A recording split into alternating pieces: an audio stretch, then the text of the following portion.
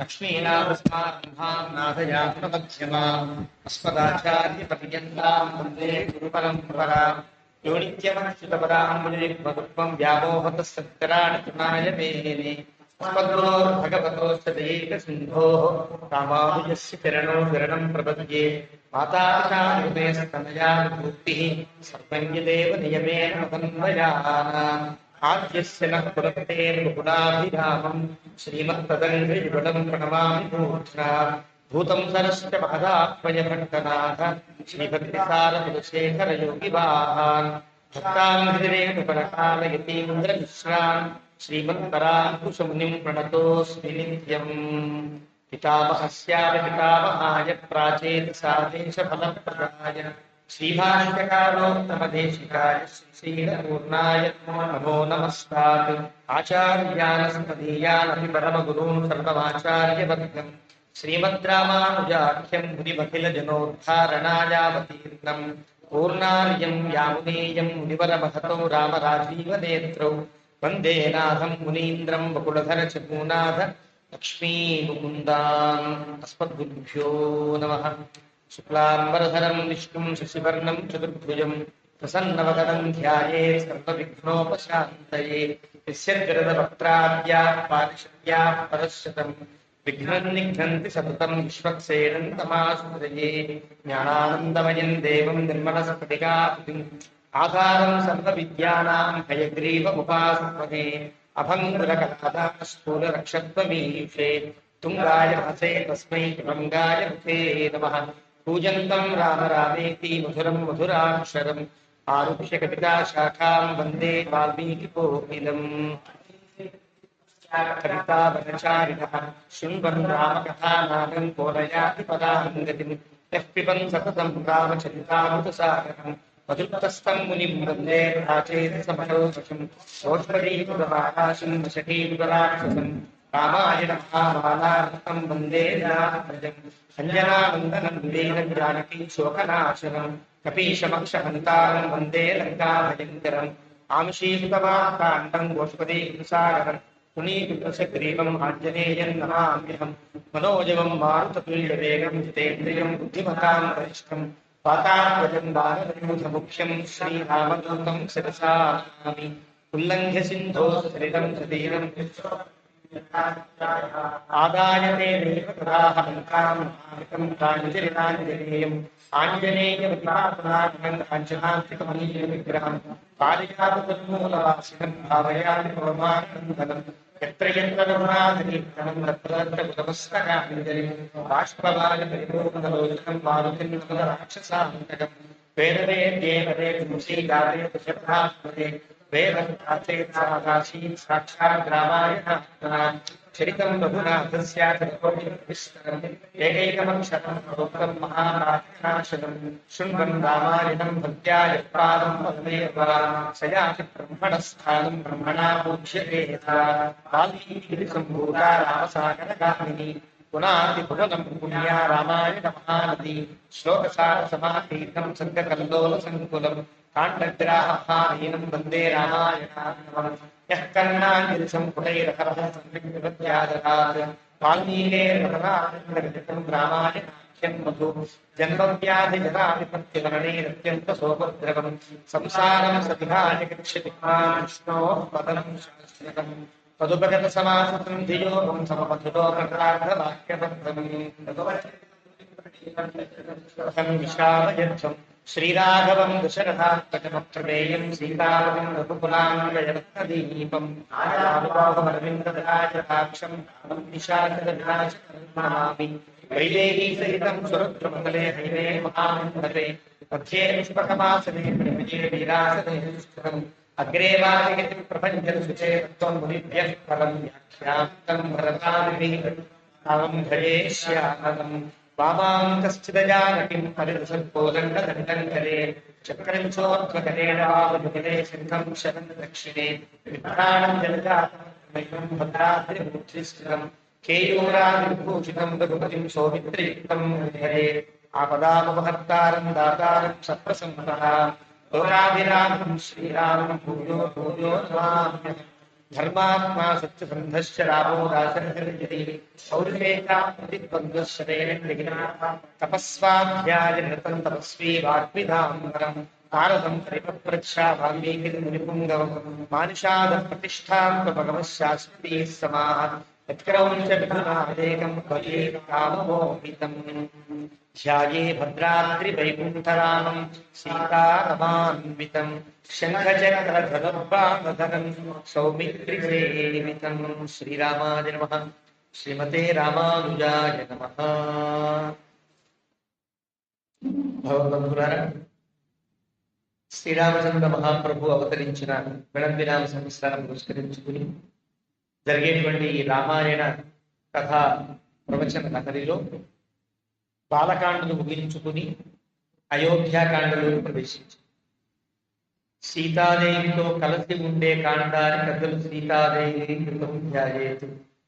సీతమ్మతో కలిసి ఉన్న రామచంద్రమూర్తిని ధ్యానించగలిగే ఒకే ఒక్క కాండ బాలకాండ. చివరిలో సీతమ్మ ప్రవేశిస్తుంది రాముని జీవితంలోకి.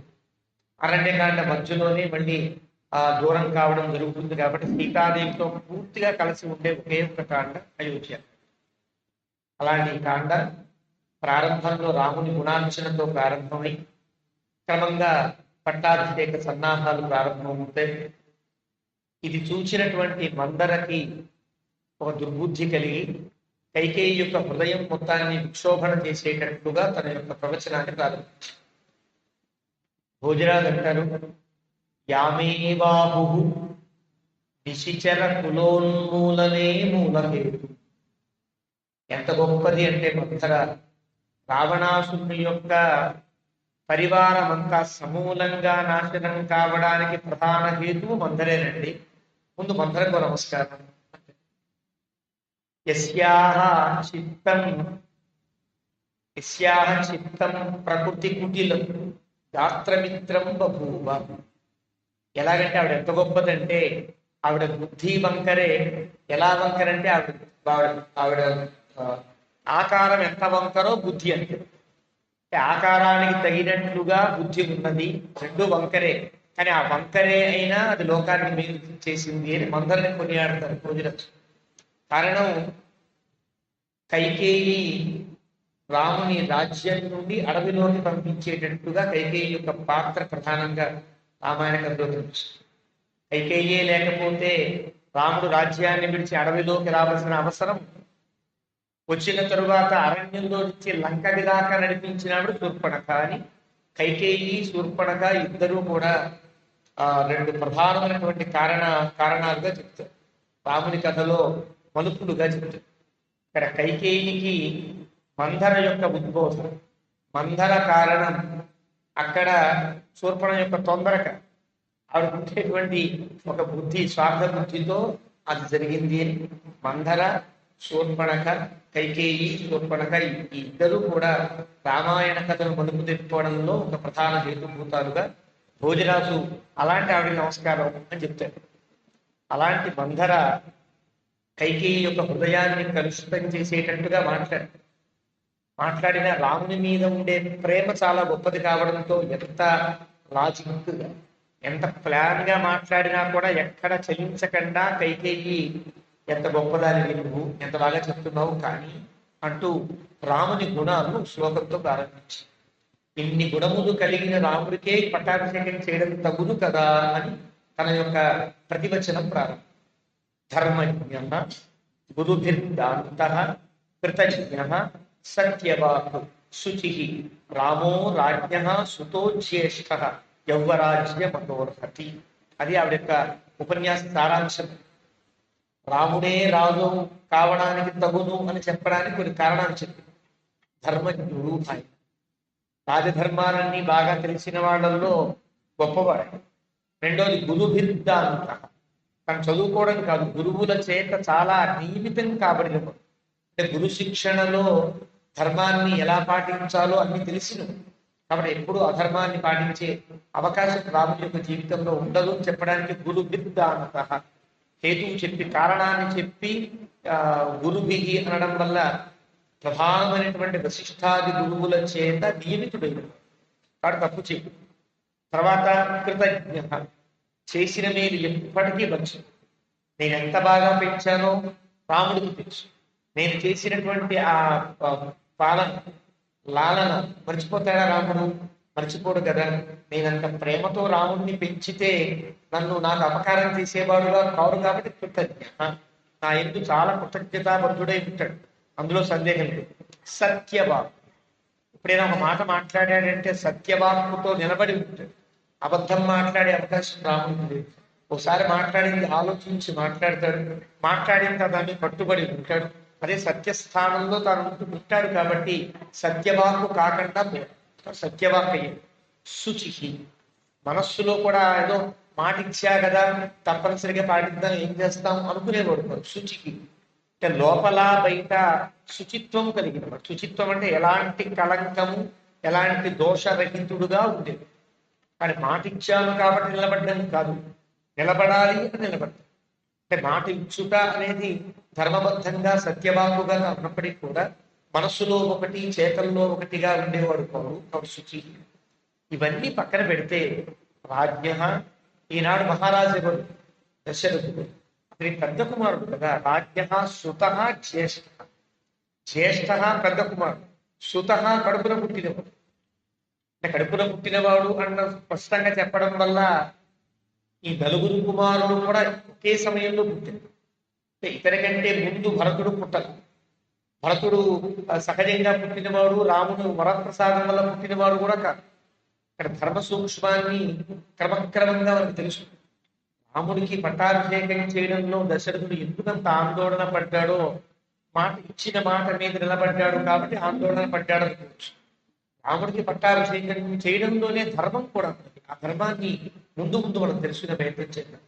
ఈ రకంగా ఇంతవారు కాబట్టి యవ్వరాజ్యం అత అర్హతి, యవ్వరాజ్య పట్టాభిషేకానికి రాముడే తగును కదా అని కైకేయి మాట్లాడడంతో పాటు భ్రాతృ భృత్యాం దీర్ఘాయు పితృవత్ పాలయిష్యతి, తన సేవకులని తన తమ్ముళ్ళని ప్రజలని కూడా తండ్రిలా పరిపాలించుకోగలిగాడు.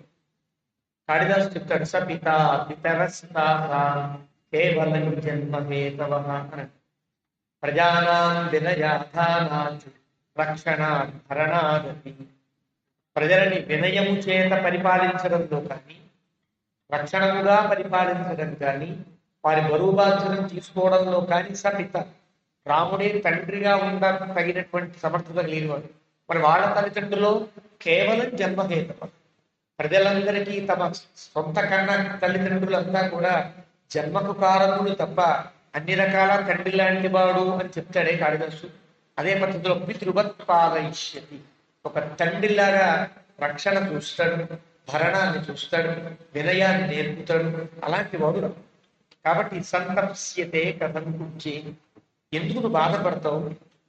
రామకృష్ణుత్వ రామాభిషేచనం, రాముడికి పట్టాభిషేకము అంటే నీకుచ్చిన బాధ, మా అందరికీ ఆనందమే కదా. భరతశ్చాపి రామస్య ధ్రువం వర్షశతాత్పరం పితృపైతామహం రాజ్యం అవాప్త పురుషర్ష. భరతుడు కూడా రాముని అనుసరించుకుంటాడు. రామునికి కూడా భరతుడు అంటే అత్యంత ప్రేమ. కొద్ది కాలం రాజ్యం పరిపాలించి భరత నువ్వు రాజ్యం పరిపాలించి నేను పక్కన ఉంటాను అన్న ఆశ్చర్యం లేదు. రాముడు అలాంటి కూడా కదా. పితృపైతామహం రాజ్యం వర్షశతాత్పరం, ఒక 100 ఏళ్ళు పరిపాలించిన తర్వాత రాముడు భరత నువ్వు ఈ 100 ఏళ్ళు పరిపాలించు అంటాడు. అలాంటి వాడు రాముడు. కాబట్టి ఏం బాధపడక్కర్లేదు కదా. సాత్వం అభ్యుదయే ప్రాప్తే, ఇలాంటి మంచి అభ్యుదయము ప్రాప్తించగా వర్తమానే చెప్తారే, అది సిద్ధం కావడానికి సజ్జీకృతం కావడానికి దగ్గర పడుతూ ఉంటే భవిష్యతి చ కళ్యాణే కిమర్థం పరితప్యసి, సంకల్పించడం జరిగింది, అనుకూలంగా సాగుతూ జరిగిపోతుంది. ఇలాగ భూత భవిష్యత్ వర్తమాన కాలంలో తిరుగు లేకుండా సాగే రామపట్టాభిషేకాన్ని విని ఎందుకు బాధపడతావు? అందుకైతే యథామే భరతో మాన్య, ఎలాగైతే నాకు భరతుడు మాన్యుడు పూజ్యుడు అంటే ఆదరణీయుడు ప్రేమించతగినవాడు. మాన్య అనే పదమునకు అన్ని రకాల అర్థాలు ఇస్తాయి. ప్రేమించతగినవాడు, గౌరవించతగినవాడు, పూజించతగినవాడు అని అంటారు. కాబట్టి భరతోమే యథా మాన్య తథా భూయోపి రా. అలాగే రాముడు కూడా అంతేకాదు, భూయ ఇంకా ఇంకా రాముడు పూజింపదగినది, అంటే ఇంకా ప్రేమించదగినది. నాకు భరతుడు ఎంతో రాముడంతా అని ఇందాక చెప్పింది. ఇప్పుడు అలా అంటల్లా, భరతుడి కంటే రాముడు ఎక్కువ అంటూ అయితే అని. కౌసల్యాత అతిరిక్తంచ సహ అనుశుశ్రూషతే హిమ. ఎందువల్ల తెలుసునా, కౌసల్య కంటే ఎక్కువ నన్ను తల్లిగా భావించి నాకు సేవ చేస్తాడు. నీకు తెలీదా? నీకు తెలుసు కదా. హీ అంటే కదా అని అర్థం. తెలిసిన విషయాన్ని, ప్రత్యర్థికి కూడా తెలిసిన విషయాన్ని ఇలా ఇలా అయింది కదా అని అంట. అవును అనవలసి ఉంటుంది. అంటే ఇద్దరికి ప్రత్యక్షానుభవం కలిగిన విషయాన్ని మాట్లాడేటప్పుడు హీ అని వాడతారు కదా. అవును కదా, మనం చూశాం కదా అన్నట్టుగా మాట్లాడతారు. అంటే కౌసల్యాత అతిరిక్తంచ సహ అనుశుశ్రూషతే హి మా. నన్ను చాలా ప్రేమిస్తాడు కదా రాముడు అంది. నీకు తెలుసు కదా, తెలిసినా ఎందుకు నీకు ఇంత బాధ అని కైకేయి ఇంకా మందర యొక్క హృదయాన్ని మళ్ళీ సాంతనపరచడానికే ప్రయత్నం చేస్తుంది. యా రాజ్యం యది హి రామస్య భరతస్యాపి తత్తథా మన్యతే హి యథాత్మానం తథా భ్రాతృంస్తు రాఘవ. ఒకవేళ రాముడు రాజు అయితే, రాజైనా భరతుణ్ణి తమ్ముళ్ళని సమానంగా చూస్తాడు తప్ప భరతుణ్ణి వేరుగా తమ్ముళ్ళని వేరుగా చూసేటువంటి వాడు కాదు. కైకేయ్య ఇలా అంది. కానీ భరతుడికి వచ్చిన ఇబ్బంది ఏం లేదు అని చెప్పేసి, ఇంతకుముందు భరతుడికి ప్రమాదం కలగబోతోంది చెప్పింది కాబట్టి భరతుడికి వచ్చినటువంటి ఆపద ఏం లేదు అని ఆ మాటను పూర్తి చేసి, నీకేం మాట్లాడక్కర్లేదు మందరా అని. అంటే కైకేయ్యా వచనం శ్రుత్వా మంథరా భుషదుఃఖిత. అది చాలా బాధపడింది. ఇంత చెప్పినా ఈవిడ మనసు మారడంలా. దీర్ఘముష్ణం వినిశ్వస్య కైకేయీ నిధమంత్రది. ఒక్కసారి పెద్ద నిట్టూర్పు విడిచింది. అంటే ఇక నీకు అర్థం కావట్లేదా అని ప్రారంభించింది. అనర్థదర్శిని మోక్షాత్ ఆత్మానమవముచ్యతే. అర్థమును దర్శించట్ల, అనర్థమును దర్శిస్తున్నాం. రెండు అర్థాలు. ప్రయోజనాన్ని వదులుకుంటున్నావని ఒక అర్థం, అనర్థాన్ని పొందుతున్నావు. నీకు కలిగే ప్రయోజనం భరత పట్టాభిషేకం అయితే రాజమాత అవుతావు, ఈ అర్థాన్ని కోల్పోవడం. అనర్థం జరగడం అంటే నీ సవతి కుమారుడు రాజైతే నీకు నీ కొడుక్కి ఆపద కలుగుతుంది అని చెప్పడం. అనర్థ దర్శిని మౌర్ఖ్య, నీకుండే మూర్ఖత వల్ల, మూర్ఖ ప్రేమ వల్ల అనర్థ దర్శినిగా ఉన్నావు. నా ఆత్మాన మౌబుధ్యసే, నీవంటే ఏమిటో నీకేం అర్థం కావట్లేదా అని మనం మరొక్కసారి అని. శోకం వ్యసన విస్తీర్ణే మజ్జంతి దుఃఖ సాగరే. శోకము, కీడు, దుఃఖము ఇవన్నీ కూడినటువంటి పెద్ద సముద్రం. అలాంటి సముద్రం మధ్యలో నువ్వు మునిగిపోవడానికి సిద్ధంగా ఉన్నావు సుమా. భవిత రాఘవో రాజా రాఘవస్యానుయసుత రాజవంశాత్తు కైకేయి భరత పరిహాసతే. ఎంత పిచ్చిదానివి. రాముడు రాజు అయితే భరతుడు తర్వాత రాజు ఎలా అవుతాడే? నీకైనా అర్థమవుతుందా? రాముడు రాజు అయిన తర్వాత 100 ఏళ్ళు కాగానే వాళ్ళ అబ్బాయిలు పుడతారు, వాడు రాజులు అయిపోతారు, వాళ్ళ కొడుకులు రాజులు అవుతారు తప్ప భరతుడు రాజు ఎట్లా అవుతాడే? నీకేం అర్థం కావట్లేదు. భరత పరిహాస్యతే, భరతుడు క్రమక్రమంగా కనుమరుగైపోతాడు, విసర్జించబడతాడు. నహి రాజ్ఞ సుతాస్తర్వే రాజ్యే తిష్టంతి భావిని స్థాప్యమానేషు సర్వేషు సుమహాననయో భవేతి. రాముని కుమారులు మనుమలు రాజులు అవుతారు తప్ప రాజకుమారులందరూ ఇప్పుడు రాజులు కారమ్మా. పెద్ద కొడుకే రాజు అవుతాడు, మళ్ళీ రాముడి కొడుకుల్లో కూడా పెద్ద కొడుకే రాజు అయిపోతాడు. కాబట్టి మహాన్ అనయ భవేత్, నీతి తప్పిన మార్గం అయిపోతుంది. నీతి తప్పుట అంటే నీ కొడుకే పట్టాభిషేకం జరుగుడు నీతి ఇవి అభిప్రాయం. తస్మాత్ జ్యేష్ఠే కైకేయి రాజ్యతంత్రాన్ని పార్థివా స్థాపయంతి అనవద్యాన్ని గుణవత్సు ఇతరేష్వపి. కాబట్టి పెద్ద కొడుకైన రాముని ఎందే రాజ్యం ఉంటుంది.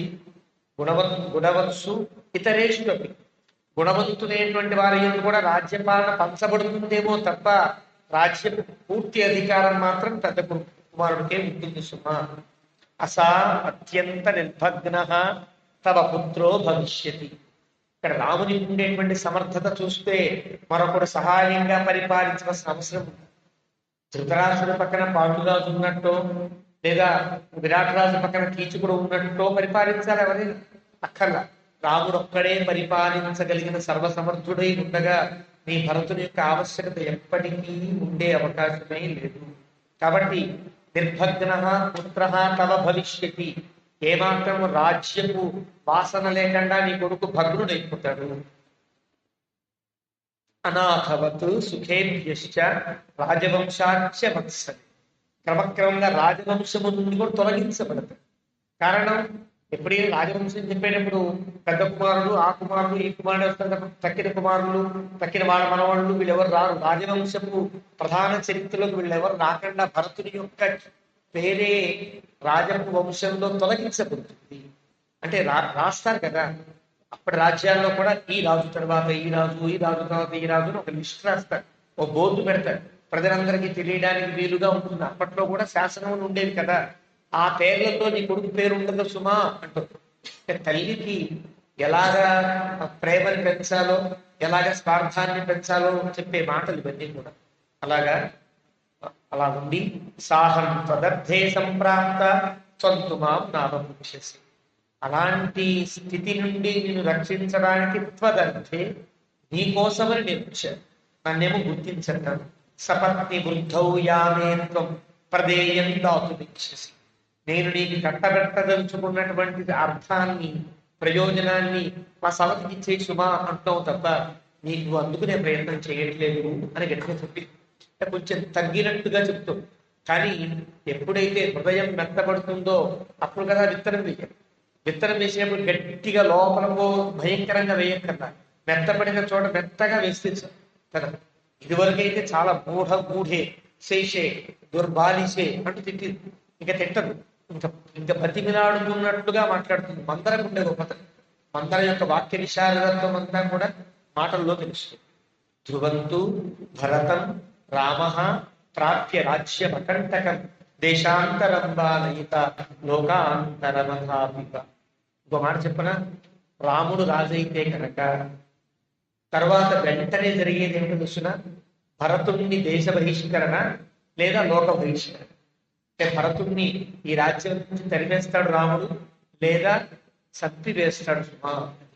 అంటే తన కొడుకు చంపివేస్తాడంటే కొంచెం కష్టం కలుగుతుంది కదా, ఇప్పటికైనా మారుతుందేమో అని చెప్పి బాలయే మాతుల్యం భరతో నాయక స్వయ సన్నికర్షాచ సౌహార్దం జాయతే స్థావరేష్వపి. ఎంత పిచ్చిదానవో, ఇప్పటిదాకా జరిగింది నువ్వు ఓర్చుకోవడమే తప్పు. చిన్నప్పటి నుండి కూడా దశరథుడు ఏం చేశాడు, ఇక్కడ ఉంచాలి. ఎప్పుడు కూడా టైం దొరికితే దసరా పండుగ వెళ్ళిపో, మా మేనమామకి ఏదో సంక్రాంతి పండుగ చక్కగా వెళ్ళిపో. అన్ని పండుగలే, సంవత్సరంలో అన్ని పండుగలే. ప్రతి పండగకి భరతుడు ఎక్కడ ఉన్నాడు, అశ్వపతి గారి ఇంట్లో ఉన్నాడు. అంటే అర్థం ఏంటి, అయోధ్య ప్రజలకి భరతుడిని దూరం చేసే ప్రణాళికతోనే మాతుల్యం బాలయేమని, చిన్నప్పటి నుంచి భరతుణ్ణి ఈ రాజ్యం వాడు కాదు అన్నట్టుగానే పెంచుతున్నారు. అది అర్థం కావట్లేదా? మనం ఇప్పటిదాకా కైకేయమనుకుంటాం. మా ఆయన గారికి ఎంత ప్రేమ, భరతుడిని చక్కగా మేనమామ దగ్గరికి పంపిస్తున్నాడు, తాతగారితో కలిసి ఉంటున్నాడు అనుకుంటున్నామేమో సుమా. ఈ రాజ్యం వాళ్ళందరికీ దూరం చేయడం కోసమే దశరథుడికి పన్నాగం పన్నాడు అన్నట్టుగా మాట్లాడు. మాతుల్యం భరతో నాయికస్త్వయ సన్నికర్షాచ సౌభాగ్యం. నీకు ఉపమానం చెప్పన, ఒక జడ పదార్థములకు కూడా పక్కన ఉండే వాటి మీద ప్రేమ పెరుగుతుంది. అలా కూడా భరతుడి మీద ప్రేమ పెరగకుండా ఉండడం కోసం దూరం చేశాడు. ఒక చెట్టు ఉంటే చుట్టుపక్కల ముళ్ళ పొదలు ఉంటాయి, ముళ్ళ పొదలు చెట్టును అల్లుకుంటాయి. చెట్టును అల్లుకుంటే చెట్టును కొట్టడానికి వచ్చిన వాడికి ముందు అడ్డు తగిలేవేవి ముళ్ళు. మా చెట్టును కొట్టడానికి వీల్లేదు, మా చెట్టును కొట్టడానికి వీల్లేదని ముళ్ళ చెట్లు అడ్డు వస్తాయి. అట్లా సౌహార్దాత్ జాయతే స్థావరేష్వపి సన్నికర్షాచ సౌహార్దం జాయతే స్థావరేష్వపి భరతస్య అపి అనువశః శత్రుఘ్నోపి సమాగతః. ఇప్పటికే నీకు రాజకీయం తెలుస్తోందా? రాముని వెంట లక్ష్మణుడు ఉన్నాడు, భరతుని వెంట శత్రుఘ్నుడు ఉన్నాడు. శత్రుఘ్నుడిని కూడా ఎందుకు పంపించాలి? భరతునికి మేనమామ బాగానే, శత్రుఘ్నుడికి ఏమవుతాడు? అశ్వపతి. యుధాజిత్ ఏమవుతాడు? ఏమీ కాదు, సుమిత్ర కొడుకు. సుమిత్ర కొడుక్కి యుధాజిత్తుకి సంబంధం లేకపోయినా శత్రుఘ్నుడు కూడా కట్టగట్టి భరతుని వెంట ఎందుకు పంపించాడో తెలుసునా? భరతుడంటే ఇష్టపడే ఒకే వ్యక్తి శత్రుఘ్నుడు కాబట్టి ఇక్కడే శత్రుఘ్నుడు ఉంటే ఇతను కూడా అడ్డుపడతాడేమో అని ఇతను కూడా కట్టగట్టి పంపిస్తున్నాడు సుమా. అంటే లేనిపోని ఒక ఆలోచన కలిగించి కైకి శత్రుఘ్నుడు ఎందుకు వెళ్ళాలంటే కారణం చెప్తాడు. భరతుడంటే చాలా ఇష్టపడేవాడు శత్రుఘ్నుడు. అతనికి ఉండిపోయాడు అనుకో, అయ్యే మా భరతుడికి ఇవ్వాలి తప్ప రాముడికి కాదు అంటాడేమో కదా. అతనికి ఇద్దరు అన్నదమ్ములు ఒకటే. కౌసల్య అతనికి పెద్దమ్మ కొడుకు కౌసల్య, రాముడు పెద్దమ్మ కొడుకు. కైకేయి కూడా ఇంకో పెద్దమ్మ కొడుకు. శత్రుఘ్నుడిలో రాముడు భరతుడికి పెద్ద విశేషమే ఉండదు. కానీ భరతుడిని ఎక్కువ ప్రేమించేవాడు శత్రుఘ్నుడు కాబట్టి భరతుడికి రాజ్యం ఇవ్వాలని దెబ్బలాడి ఖర్చు తీసుకుంటాడేమో. ఇద్దరు బలవంతులే, సుమిత్ర కొడుకులు ఇద్దరు బలవంతులే. ఒకడు లక్ష్మణస్వామి లక్ష్మణుడేమో రాముని యొక్క పక్షంలో నిలబడి శత్రుఘ్నుడు ఈ పక్షంలో నిలబడితే లేనిపోని జ్ఞాతి వైరం కలుగుతుందని ముందే గుర్తించిన దశరథుడు శత్రుఘ్నుడితో కలిపి పంపిస్తున్నాడమ్మా. నిజమా అనిపించింది మళ్ళీ పైకి కనిపించి లక్ష్మణో హి యథా రామం తథా భరతం గతః శ్రూయతే హి ధ్రువః కశ్చిత్ చేక్షేత్తవ్యః వనజీభిః సన్నికర్షాభిషీకాభిః మోచితః పరమాత్మయాత్. ఒక చెట్టు ఉన్నప్పుడు అది ముళ్ళ చెట్టే కావచ్చు. శత్రువుడు ఏం చేస్తాడో అనుకుంటున్నావేమో, ముళ్ళ చెట్టే కావచ్చు. కానీ ఆ ముళ్ళ చెట్టు షీకాభిః అని అంటారు. అంటే ముళ్ళ తీగలతో చుట్టుకున్నటువంటి చెట్టు. ఆ చెట్టుతో గొడ్డలితో నరకడానికి వచ్చిన వాడిని ముందు అడ్డుపడి గాయం చేస్తాయి. తర్వాత ఈ చెట్టు కొట్టేస్తారు, తర్వాత విషయం కావచ్చు. కానీ ముందు ఎదుర్కొంటాయి కదా, ఆ ఎదుర్కొనే అవకాశం కూడా లేకుండా శత్రువుడు పంపిస్తున్నాడు అంటూ ఉదాహరణ కూడా చెప్పింది. గోప్తా రామం సౌమిత్రి లక్ష్మణం చాపి రాఘవః అశ్వినో వివసౌత్రాత్రం తయోర్లోకేషు విశ్రుతం. రాముడికి పెద్ద అండ, పెద్ద రక్షకుడు లక్ష్మణస్వామి. గోప్తా రామం సౌమిత్రి. ఈ తత్వాన్ని గుర్తించినటువంటి మందర నోటి వెంట రాముడికి రక్షకుడు ఎవరు అంటే లక్ష్మణస్వామి. మళ్ళీ ఇంకో నోట రాముడికి రక్షకుడు ఎవరు అంటే లక్ష్మణస్వామి. గుహుడి దగ్గర వచ్చింది ఆ అంశం. అంటే లక్ష్మణుడు రాముడికి రక్షకుడు అని అంటారు. అందుకనే మన సంప్రదాయంలో, వైష్ణవ సంప్రదాయంలో లక్ష్మణస్వామిని లక్ష్మణస్వామి అను, లక్ష్మణ పెరుమాళ్.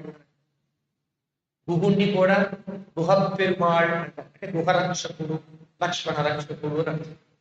అందరినీ రక్షించేవాడిని సంస్కృతం మన సంప్రదాయ పరిభాషలో పెరుమాళ్ అంటారు. పెరు అంటే గొప్ప, ఆళ్ అంటే రక్షకుడు. గొప్ప రక్షకుడు రాముడు. అలాంటి గొప్ప రక్షకుడిని కూడా కాపాడే రక్షకులు ఎవరు? లక్ష్మణుడు, గుహుడు. ఆ కథ గుహుని యొక్క సంబంధంలో సందర్భంలో మనం చెప్పుకోవచ్చు. కానీ ఇక్కడ మందర అంటుంది, నీకు తెలుసో లేదో రాముణ్ణి కాపాడడానికి ముందు కవచంగా నిలబడేవాడు గోప్తా లక్ష్మణుడు. లక్ష్మణుడిని ఎదుర్కొనే ధైర్యం ఎవరికి లేదు సుమా. లక్ష్మణుడు నిలబడతాడు. వారిద్దరికి ఉండే సౌభ్రాత్రం ఎంత గొప్పదో తెలుసునా? అశ్వినో దివ. అశ్విని దేవతలు ఎప్పుడు కలిసే ఉంటారు. ఒకరి మీద ఎవరికి అపకారం కలిగినా రెండో వారు ఎంత ముందుపడి ఇద్దరు రక్షించుకోబడుతూ ఉంటారో అలాంటి వాడు ఇద్దరు కూడా. కాబట్టి ఇది లోకములన్నింటిలో తెలుసు. రామలక్ష్మణులు అంటే రాముడిని విడిగా లక్ష్మణుని విడిగా చెప్పే అవకాశం లేదు సుమా. రామలక్ష్మణులు అంటమే లోకంలో పరిపాలన. కాబట్టి తస్మాత్ లక్ష్మణే రామ పాపం కించిత్ గరిష్య. కాబట్టి రాముడు రాజు అయితే లక్ష్మణునికి ఏ అపకారము ఉండదు. కారణం వెన్నంటి ఉంది. ఇంకా శత్రుఘ్నుడికి లక్ష్మణుడు తమ్ముడు కాబట్టి శత్రుఘ్నుడు కూడా రాముడు ఏం చేయడు. ఇంకా ఎవరున్నారు? నీ కొడుకు ఒక్కడే. రాముడికి పరాయి వాడులా కనిపించేవాడు నీ కుమారుడు ఒక్కడే. కాబట్టి కించిత్ రామస్తు భరతే పాపం సంశయ. భరతుని పట్ల ఒక అపకారం చేయడంలో రామునికి, అపకారం చెయ్యకూడదనడంలో రాముడికి ఏ విపత్తి లేదు. హాయిగా అపకారం చేసేయగలడు. మరి నీ కుమారుడు ఆపదలో పడతాడు. తస్మాత్ అందువల్ల ఏం చేస్తావంటే, నీ మనసు మారలేదు కదా, నేను చెప్పింది నీకు బుర్రకెక్కలేదు కదా, ఓ పంచి అశ్వపతి గారి ఇంట్లో ఉన్నాడు, మీ తండ్రి గారి ఇంట్లో ఉన్నాడు కదా, అక్కడి నుంచి అడవులు పెట్టుకోము. భరతుడు హాయిగా ఉంటాడు. అంతే తప్ప ఇక్కడికి రావద్దని చెప్పు. ఇప్పుడు అక్కడే ఉండవచ్చు అని చెప్పొచ్చు కదా, అక్కడ సుఖంగానే ఉంటాడు కదా. ఇక్కడి నుంచి కూడా పంపించేసేయి అంటే అర్థం ఏంటి? నీ కొడుకు అడవులు పాలు కావడమే కరెక్ట్. అక్కడ ఉన్న రాముడు దండెత్తి యుధాజిత్తుని చంపి నీ భరతుడిని చంపేస్తాడు అనే కొత్త రాజకీయాన్ని కుట్ర రాజకీయాన్ని కలిగించింది కైకేయి. కానీ ఏం చేస్తావు చూసినప్పుడే కబురు పెట్టు, యుధాజిత్తు యొక్క సంరక్షణలో ఉండే భరతుని పారిపోయి అడవుల్లోకి పారిపోయి అడవుల్లో ఏదో సుఖంగా ఉంటాడు కొడుకు.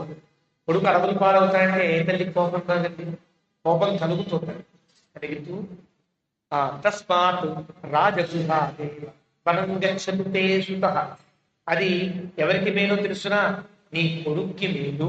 అంతేగా సుమ ఏతద్ధి లోచతే మహ్యం దుషంచాపిహితం తవ. నాకు ఇదే కరెక్ట్ అనిపిస్తుంది. ఇక నేను చెప్పింది నీకేం అర్థం కాలేదు కాబట్టి, నువ్వు వినడం లేదు కాబట్టి, నేను చెప్పే చివరి యొక్క ఉపాయం, చివరి సలహా ఏంటంటే నీ కొడుకు అడవుల్లోకి పారు.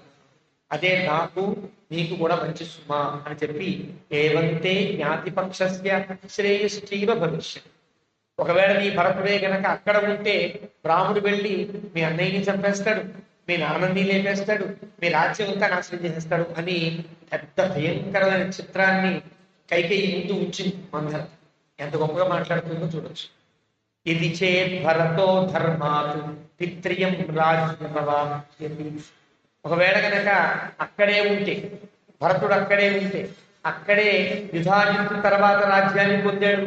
యుధాజిత్తు మేనమామకి భరతుడి మీద ఉండే ప్రేమ కొద్ది, భరత నువ్వే రాజ్యం కానీ రాజ్యం ఇస్తే మళ్ళీ కొత్త రాజే కూర్చుంటాడు. ఇక్కడ కొత్త రాజే కూర్చుంటే రాముడు ఊరుకోడు. ఇక్కడ ఇంత ఆపద కలిగే ప్రమాదం ఉన్నది కాబట్టి నీ భరతుడు నడవులు పొమ్మను అని చెప్పి, సతే సుఖోచితో బాలో రామస్య సహజో సమృద్ధార్థస్య నష్టార్థ జీవిష్యతి కథం వశే. ఇది కాకుండా ఇది గనక నువ్వు వినకపోతే రాముని యొక్క దృష్టిలో సుఖోచితుడైనటువంటి భరతుడు సహజమైన శత్రువు. అంటే భరతుడు ఎక్కడ సుఖంగా ఉన్నా ఓర్చుకోలేడు రాముడు, భరతుడిని సుఖంగా ఉండనివ్వడు. కాబట్టి సహజమైన శత్రువెవడు భరతుడికి, రాముడు ఒక్కడే. కాబట్టి ఇది చేత్ సమృద్ధార్థస్య నష్టార్థ.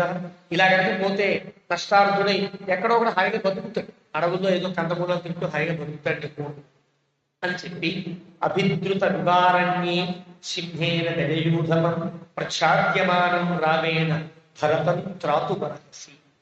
ఒక ఏనుగుల గుంపు పెడుతూ ఉంటే ఏనుగుల గుంపు మీద మదమించినటువంటి ఒక మంచి క్రూరమైనటువంటి సింహం కనుక వేటాడితే, ఏనుగులు పరిగెడుతూ ఉంటే వెనక నుంచి వేటాడి ముఖస్థలాన్ని పగలగొట్టేటువంటి దృశ్యాన్ని కనిపిస్తోందా? అలా రాముడు ఒక్కడు సింహంలాగా నీ భరతుడి పరివారాన్ని కూడా చంపేస్తాడు. సుమా ఉంచనివ్వడు, త్రాతు మరహసి, భరతుడిని రక్షించుకో అని మంత్రం చెప్తూ దర్పాత్. పోనీ రాముడు మంచివాడు అంటావా? ఇంకో కారణం చెప్తాను. పాపంగా ఎంత రాజకీయంగా మాట్లాడుతుంది. దర్పాత్ నిరాకృత పూర్వం స్వయా సౌభాగ్యవర్తయ రామమాత సపత్నీతే కథం వైరన్నయాతనేత్.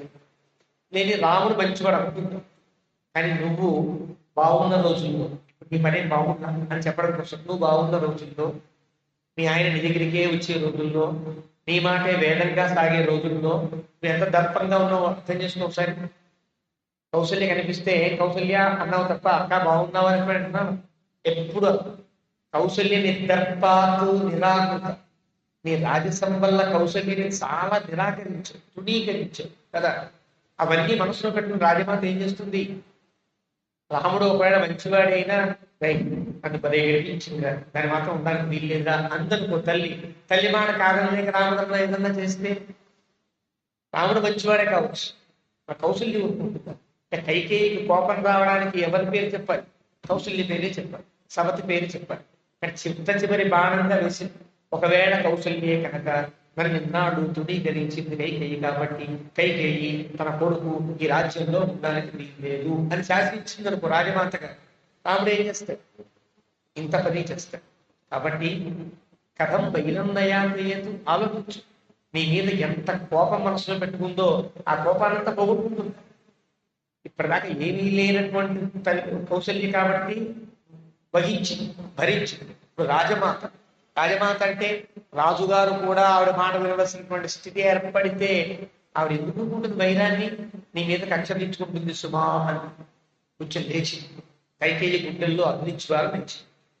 దర్ప యదా విరామ చిదీమవాంశతి ఇంకా ఉపన్యాసాన్ని ముగించాలి. ఆ ముగించినప్పుడు పాయింట్స్ అన్ని చెప్పాలి. కరెక్ట్ గా ఏ పాయింట్ తగులుతుందో ఆ పాయింట్ చెప్తూ ముగించాలి. ఇంతదాకా చెప్పింది మళ్ళీ కన్ఫ్యూజ్ కాకుండా ఇది ఇది ఇది ఇది అంటూ యదా విరామ జివీమమాప్యతి రాముడే కనకరాజైతే ప్రభూతరత్నాకర శీలపంతన తదా గమిష్యసి అశుభం పరాభవం సహైవ దీనా భరతేన భావిని. ఒకవేళ రాముడే కనుక రాజు అయితే నీకు పరాభవం తప్పదు, నీకు తప్పదు, నీ కొడుక్కి తప్పదు. నీకు తప్పదు కౌసల్య వల్ల, నీ కొడుక్కి తప్పదు రాముడి వల్ల. కాబట్టి యదా హి రామ పృథివీమవాప్స్యతి, 2 సార్లు ఆదరాద్విరుక్తి అని అంటారు. 2 సార్లు ఒకే పదాన్ని ప్రయోగిస్తే మళ్ళీ ట్రస్ట్ చేయడం కోసం, దీన్ని బలవంతరం చేయడం కోసం. అవునా కాదా చెప్పు చెప్పు అంటానే దాన్ని నిర్ధారణ చేసుకోవడం కోసం చెప్పినట్టుగా మళ్ళీ 2వ శ్లోకంలో ప్రారంభంలో కూడా యదా హి రామ పృథివీమవాప్స్యతి రాముడే కనుక రాజైతే ధ్రువం ప్రణష్ట భరతో భవిష్యతి. ప్రణష్ట, నష్ట కాదు ప్రణష్ట, పూర్తిగా సపరివారంగా భరతుడు నష్టమైపోతాడు. అతోహి సంచింతయ రాజ్యమాత్మజే పరస్య చైవాద్య వివాస కారణం. ఇప్పుడు నీ ముందు ఉన్నది 2 విషయాలు. ఈ కొడుక్కి రాజ్యం కాదు, నేను చెప్పానే భరతుడిని అడవి పాలు చేస్తాడని, ఆ పని నువ్వు చెప్పు. అది మాట చెప్పి భరతుడికి రాజ్యం ఇవ్వాలి, రాముడిని అడవిలోకి తోసేయాలి అంటూ ఉపన్యాసాన్ని ఆ సారాంశం ఇది ముగించింది అని 8వ సర్గ పూర్తయింది. 9వ సర్గలో వినేటప్పటికీ మెత్తపడిన గుండెల్లో బలంగా బీజాలు దిగాయి. అది వెంటనే అనుకరించి పైకొచ్చి ఏవ ముక్తాపు కైకేయి కోపేన జ్వలితానన దీర్ఘముష్ణం విశ్వస్య మంధరామిదమబ్రవీత్. ఒక్కసారి కైకేయికి తను చెప్పిన విషయాలన్నీ వింది. ఏవ ముక్తాపు కైకేయి కోపేన జ్వలితానన, ఇవన్నీ పక్కన పెట్టేస్తే వీడి యొక్క ప్రభావం మొదటి నుంచి మాట్లాడేటువంటి ఆ ప్రభావం అంతా పడిందేమో. ఒక్కసారి కోపంతో రగిలిపోయి అంది. ఒక్కసారి ఈవిడ దీర్ఘముష్టం వినిశ్వస్య అని మందరికి వాల్మీకి ప్రయోగించినటువంటి అదే ప్రయోగాన్ని మరి కైకేయికి వేసి, మందర ఏ సునిశ్చితమైన అభిప్రాయంతో నిర్దూర్పు విడిచిందో అదే నిర్దూర్పు కైకేయి విడిచింది. అంటే అర్థం మందర యొక్క బుద్ధికి సమాన బుద్ధి కలిగినదయ్యను అని అర్థం. ఆ పదం ప్రయోగించడంలో అందం వాల్మీకి అంత అయిపోయి అంది మంధరా మిగమంత్రది. మందరతో ఉంటుంది అద్య రామమిత క్షిప్రం వనం ప్రస్థాపయామ్యహం.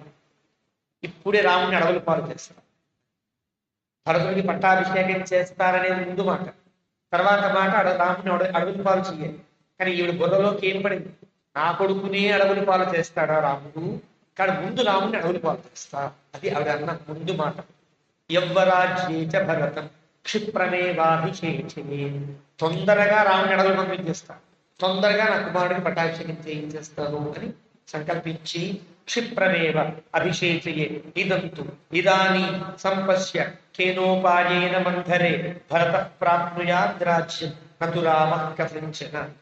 నీకు ఇలాంటి కుటిల బుద్ధి కలిగిందని కదా, ఇలాంటి ఒక ఉపాయాల పడడంలో నీ తర్వాతే కాబట్టి దీనికి ఉపాయం ఏంటో నువ్వే చెప్పు.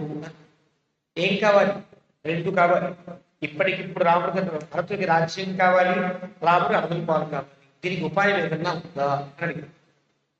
అంటే ఆవిడ విని ఏవ ముక్త దయా దేవ్యా మంథర పాపదర్శిని. పాపదర్శిని పదం నిలబడు. ఇందువల్ల వాల్మీకి ముందు ప్రణాళిక తంది. కైకేయి తిరస్కరిస్తుందని తెలుసు, కైకేయి ఇలా మాట్లాడుతుందని తెలుసు, ఇలా మాట్లాడిన తర్వాత ఇలా అడగాల్సి వస్తుందని తెలుసు. తను ముందుగా వేసుకున్న ప్లాన్ ఉంటుంది, ఆ ప్లాన్ ప్రకారంగా అమలు చేస్తుంది. పాపదర్శిని ఈ పదం 4 సందర్భాల్లో వేసిన కారణం కూడా. ఇక్కడ మంధర రామార్థం ఉపహింసంతి కైకేయీ విదమబ్రవీత్. రామస్య అర్థం రామార్థం, రామాయ కాదక. రామార్థం అంటే రాముని కొరకు, రామస్య అర్థం రాముని యొక్క ప్రయోజనమును చంపుతున్నదై, రాముని యొక్క ప్రయోజనాన్ని పటాపంచం చేస్తూ, అంటే రాముడికి రాజ్యం రాకుండా చేసేటట్లుగా మాట్లాడుతుంది కైకేయి. ఇలాగ హంత అమ్మయ్య, అమ్మాయి ఇప్పుడు దానికి వచ్చింది. అంత అంటే 2 రకాల సందర్భాన్ని బట్టి అయ్యో అంట, లేదా అమ్మయ్య దానికి వచ్చావు అంత. ఇదానీ ప్రవక్ష, ఇప్పుడు చెప్తాను.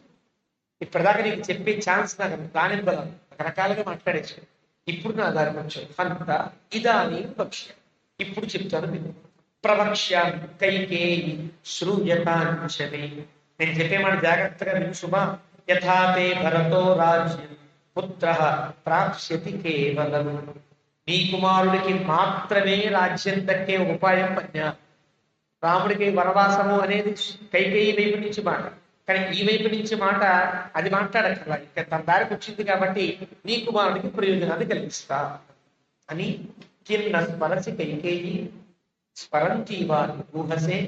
నేను గుర్తురావడం లేదా? గుర్తొచ్చినా నటిస్తున్నా. నీకు తెలుసునువా, కొత్తగా నేను చెప్పక్కర్లా, నీకు తెలుసు. యదిక్ష్యమానమాత్మార్థం మత్తస్వం శోభమిచ్చసి. నీకు తెలుసు ఆయన నాటకాలు ఆడుతున్నావు కదా, నాతో వినాలనుకుంటున్నావు కదా, నేనే చెప్తాను. ఆవిడ ఏమనుకోవట్లే పాపం, ఈవిడే అనేసి నీకు తెలిసిన అంశమే నువ్వే నాకు చెప్పావు, నేను నీకు మళ్ళీ చెప్తున్నా, నా నుండి వినాలనుకుంటున్నావు అంతే తప్ప నీ బుద్ధిలో ఉన్నదే సుమా. అంటే మందర చెప్పింది కాబట్టి చేశాము అనే భావన నీకు రాకూడదు. నీ హృదయంలో ఉండే నువ్వు చెయ్యి అని తన మీద కారణాన్ని మెల్లగా మందర కైకేయి మీద తోస్తూ, మందర వల్ల ఇదంతా జరిగింది కైకేయి జీవితంలో అనుకోవడానికి వీల్లేదు. కైకేయి నేనే చేశా ఇదంతా అనుకునే ట్రాక్లోకి వెళ్ళాలంటే కైకేయిని ఆ దిశగా తోయ. ఇది కైకేయి మందర గొప్పతనం. నీకు తెలుసు, నువ్వు మనసులో ఉంది, పైకి చెప్పట్లా కదా, నేనే చెప్తాను అని. ఏమిటి తెలుసురా, మయా ఉచ్యమానం ఎదితే ఛందో విలాసిని శ్రోతు. ఓ ఛందో విలాసిని, మాట్లాడటంలో చాలా నేర్పరితనం కలిగిన దానా శ్రోతుమిచ్చేసి, నా నుండి నేను మాట్లాడితే ఎలా ఉంటుందో విన్నానుకుంటున్నావు కదా, నేను అంతే తప్ప నేను కొత్తగా చెప్పేది కాదు సుమా. ఈ రెండు ఐడియాస్ నీవే, నీ బుర్రలో ఉన్నవే నేను చెప్తున్నా. మళ్ళీ నవ్వి తొయ్యి అని చెప్పాను అంటే ఎట్టించేడు వస్తుందో తెలియదు. మళ్ళీ వీళ్ళంతా కలిసిపోతే మందర పని ఇంకా తలకాయ తీసేస్తారో తెలియదు, ఏం చేస్తారో తెలియదు కదా. తన మీద నెపం ఉంచుకోకూడదు, తన మీద అపరాధం ఉంచుకోకూడదు. ఒకవేళ కైకేయి కనుక మళ్ళీ రాముడు వచ్చి కాళ్ళ మీద పడి అమ్మా నేనే రాజ్యం చేస్తానమ్మా ప్లీజ్ అమ్మా అన్నాడు అనుకో, కరిగిపోతే ఇదంతా మందర చేసిందిరా అంటే అందరి కత్తులు మందర మీదకి వస్తాయి కదా, తన మీదకి రాకూడదు. తన సేఫ్గా ఉండాలని కైకేయినే కారణం చేస్తూ అంటాడు. శ్రూయత అభిధాస్యామి శుద్వాచామి విపుష్యత. జాగ్రత్తగా చెప్తా విను. నేను చెప్పాను వినక్కల్లా, నువ్వు ఆలోచించు. బుర్ర పాడి చేసిన తర్వాత ఏది ఎక్కాలో అది ఎక్కుతుందని తనకి తెలుసు. విమృశ్యత, నేను చెప్పిన దాన్ని నేను చెప్పా కాబట్టి పాటించక్కర్లేదు సుమా, విమృశ్యత నువ్వు ఆలోచించుకో అని. శృత్వైవ వచనం తస్యాః మంధరాయాస్తు కైకేయీ కించిదుక్తాయ శ్రీనాథ్ స్వాస్తీర్నాథ్ ఇదమబ్రవీత్. ఒకసారి చెప్పేటప్పటికి అప్పటిదాకా కొంచెం వంగి పడుకున్న పక్క మీదే ఉంది, ఇంకా కాసేపు లేచి కాసేపు కూర్చుంది, మళ్ళీ కాసేపు ఇలా పట్టుకుంది, రకరకాల భంగిమల్లో ఉంది. ఇలా చెప్పాడు. ఒక్కసారి గుజుకున లేచి కూర్చుని పక్క విడిచి సింహాసనంలో పక్కన కుర్చీలో కూర్చుని ఏం చెప్తుందో తెలియదు. నేనే అనుకున్నానా, ఏమనుకున్నాను సుమా అని పెద్ద ఆందోళన స్థితిలో పడి లేచి కథయ త్వం మమోపాయం కేదోపాయేన మందరే. నా ఉపాయం అంటున్నావు ఏమిటి, అదే ఉపాయం చెప్పు మందరా అని అడిగాడు. భరత ప్రాప్నుయాద్రాజ్యం నతు రామ కథయించిన. రాముడికి ఎప్పటికీ రాజ్యం రాకుండా భరతుడే రాజయ్యేటట్టుగా నేను ఉపాయం పన్నానా, అదేమిటో చెప్పవా మందరా అని అడిగాడు. ఏవముక్తా తయా దేవ్యా మందరా పాపదర్శి. మళ్ళీ మందరా పాపదర్శి ఎక్కడెక్కడ తాను అంతా జాగ్రత్తగా రాసుకొచ్చి స్క్రిప్ట్ అంతా రాసుకొచ్చి, ఎంత గొప్పదంటే నేను ఇలా మాట్లాడితే కైకేయి ఇలాగే మాట్లాడుతుంది. చిన్నప్పటి నుంచి పెంచినటువంటిది కదా కైకేయి, మందరే పెంచింది కాబట్టి కైకేయి మనస్తత్వం అంతా జాగ్రత్తగా గమనించినటువంటి ఆవిడ ఇలా మాట్లాడితే ఈ పదం ప్రయోగించాలి, ఇలా మాట్లాడితే ఈ సమాధానం చెప్పాలని రాసుకుని వచ్చినటువంటి తన స్క్రిప్ట్ ప్రకారంగానే మళ్ళీ పాపదర్శిని రామార్థముపహింసంతి ఉజ్జావచనమబ్రవీతు. రాముని యొక్క ప్రయోజనాన్ని పాడు చేసేటట్టుగా మళ్ళీ మాట్లాడుతుంది. తథా తవ దైవాసునే యుద్ధే సహ రాజర్షిభిర్పతి అగచ్చత్వాముపాదాయ దేవరాజస్య సాఖ్యత్. ఒకసారి దేవతలకి రాక్షసులకి యుద్ధం జరిగింది గుర్తుందా? అప్పుడు దేవేంద్రుని యొక్క మాట మేరకు దేవేంద్రునికి సహాయంగా నీ భర్త కూడా వెళ్ళాడు, నువ్వు వెళ్ళాడు కదా, నీతో పాటు కలిసి వెళ్ళారు. త్వాముపాదాయ నిన్ను తీసుకుని వెళ్ళాడు. ఎందుకో తెలుసునా, నువ్వు యుద్ధం చేసే స్థితి నేను చూస్తాను అని కైకేయి ఇష్టపడితే, కైకేయి రక్షించుకుంటూ యుద్ధం చేయగలిగిన ధైర్యం కలిగిన వాడి దశరథుడు కైకేయిని కూడా తీసుకున్నాడు. యుద్ధానికి ఎవరైనా భార్యను తీసుకువెడతారు? తీసుకువెళ్ళారు. రెండు సందర్భాలు మనకు కనిపిస్తుంది. కృష్ణ పరమాత్మ సత్యభావం తీసుకున్న సందర్భం ఒకటి, ఇక్కడ కైకేయి సందర్భం ఒకటి. ఇద్దరు ఒక్కలాగే అనిపిస్తారు. కైకేయి సత్యభామ ఇద్దరు ఒక్కలాగే అనిపిస్తారు. ఇక్కడ కైకేయిని తీసుకువెళ్ళారు. స్వాముపాదాయ, నిన్ను దగ్గర పెట్టు తీసుకుని వెళ్ళి ఎక్కడో కూర్చోబెట్టి యుద్ధం దూరంగా చూస్తూ ఉండు కాదు, నేను రథంలో ఉంచుకుని మరీ తీసుకువెళ్ళాడు. నీ మాట కాదరం లేక. చిన్నప్పటి నుంచి కైకేయి కూడా యుద్ధ విద్యను నేర్చుకున్నది అని చెప్తారు. కారణం, కైకేయి లేక పుట్టిన సంతానం. తర్వాత ఎప్పటికో యుధాజిత్తు పుట్టాడు కదా. ఆ రకంగా నువ్వు వెళ్ళావు కదా. దిశమాస్థాయ వైదేవి దక్షిణాం దండకాన్ ప్రతి వైజయంత వినిఖ్యాత పురంయత్ర విధ్వజః స్వశంబర ఇతి ఖ్యాతః శతమాయో మహాసురః తదౌ శక్రస్య సంగ్రామం దేవసంధేన నియుచితః. దక్షిణం దిక్కులో దండకారణ్యాన్ని పరిపాలించేటువంటి రాజుల్లో త్రివిధ్వజుడు అనుకున్నాడు. వాడికి శంబరుడు అని మరొకటి. వాడు దేవతల మీద యుద్ధాన్ని ప్రకటించి నానా గందరగోళంగా యుద్ధం చేస్తున్న సమయంలో తస్మిన్ మహతి సంగ్రామే పురుషాన్ క్షతవిక్షతాన్. అక్కడ తమాషా ఏంటంటే, యుద్ధం చేస్తున్నప్పుడు యుద్ధాల్లో బాణాలు తగులుతాయి. బాణం తగిలి ఎవరైనా అప్రమత్తంగా పడిపోతే, పాపం స్పృహలే పడిపోతే, అలాంటి వాళ్ళని ఏం చేయరు, వదిలేస్తారు. మళ్ళీ వాడు తేరుకుని యుద్ధంలోకి వస్తేనే చంపుతారు తప్ప దెబ్బలు తగిలిన వాళ్ళని చంపరు. కానీ వాడు ఏంటంటే శతమాయ, వాడికి 100 మాయలు కలిగిన వాడు. అంటే అనేక రకాల మాయలు.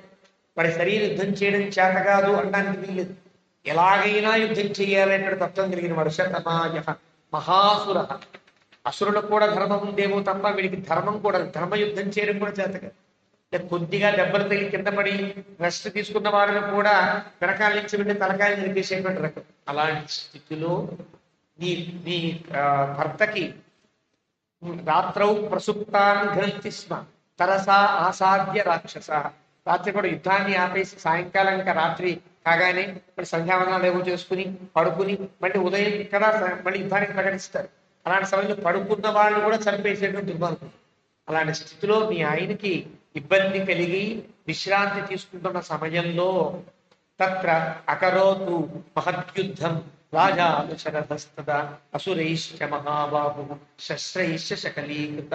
పెద్ద యుద్ధంలో చాలా బాణాలు తగిలి దశరథుడు కొద్దిగా విశ్రాంతి తీసుకోవలసినటువంటి అవసరంలో అతని మీద దాడి జరిగినప్పుడు నువ్వు జాగ్రత్తగా రథాన్ని తోలి దశరథుడిని కాపాడిన సంగతి నీకు గుర్తులేదా? కైకేయి యుద్ధం చేసినట్టుగా మనకు రామాయణంలో కనిపించదు. ఇతర రామాయణంలో కైకేయి కూడా ధనుస్సు పట్టుకుని వాళ్ళతో యుద్ధం చేసి దశరథుడిని కాపాడింది అని చెప్తారు తప్ప రామాయణంలో కనిపించదు. దశరథుడు బాణం తగిలి విషణ్ణుడైన సమయంలో అతన్ని కాపాడింది, రథాన్ని తోలి కాపాడింది అని చెప్తారు. అలాంటి స్థితిలో అపవాక్యదేవి సంగ్రామాన్ చేతన తత్రాతివిక్షత శస్త్రైః పతిస్తే రక్షితః త్వయా. అలాంటి స్థితిలో రక్షించావు కదా నువ్వు. రక్షించిన సమయంలో నీవు చూపించిన ఆ చాకచక్యానికి, ఆ నేర్పరితనానికి తుష్టేన తేన దత్తౌతే ద్వౌ వరౌ సుపదనిశనే. నీకు 2 వరాలు ఇచ్చాను. సత్వయోక్త పతిర్దేవి యదేక్షేయం తదా వరౌ. నీకు ఏది కావాలంటే అది కోరుకో అన్న. ఒకటి ఏది కావాలని కోరుకో, నేను ఇంకోటి ఎగస్ట్రాగా నీకు ఇస్తా.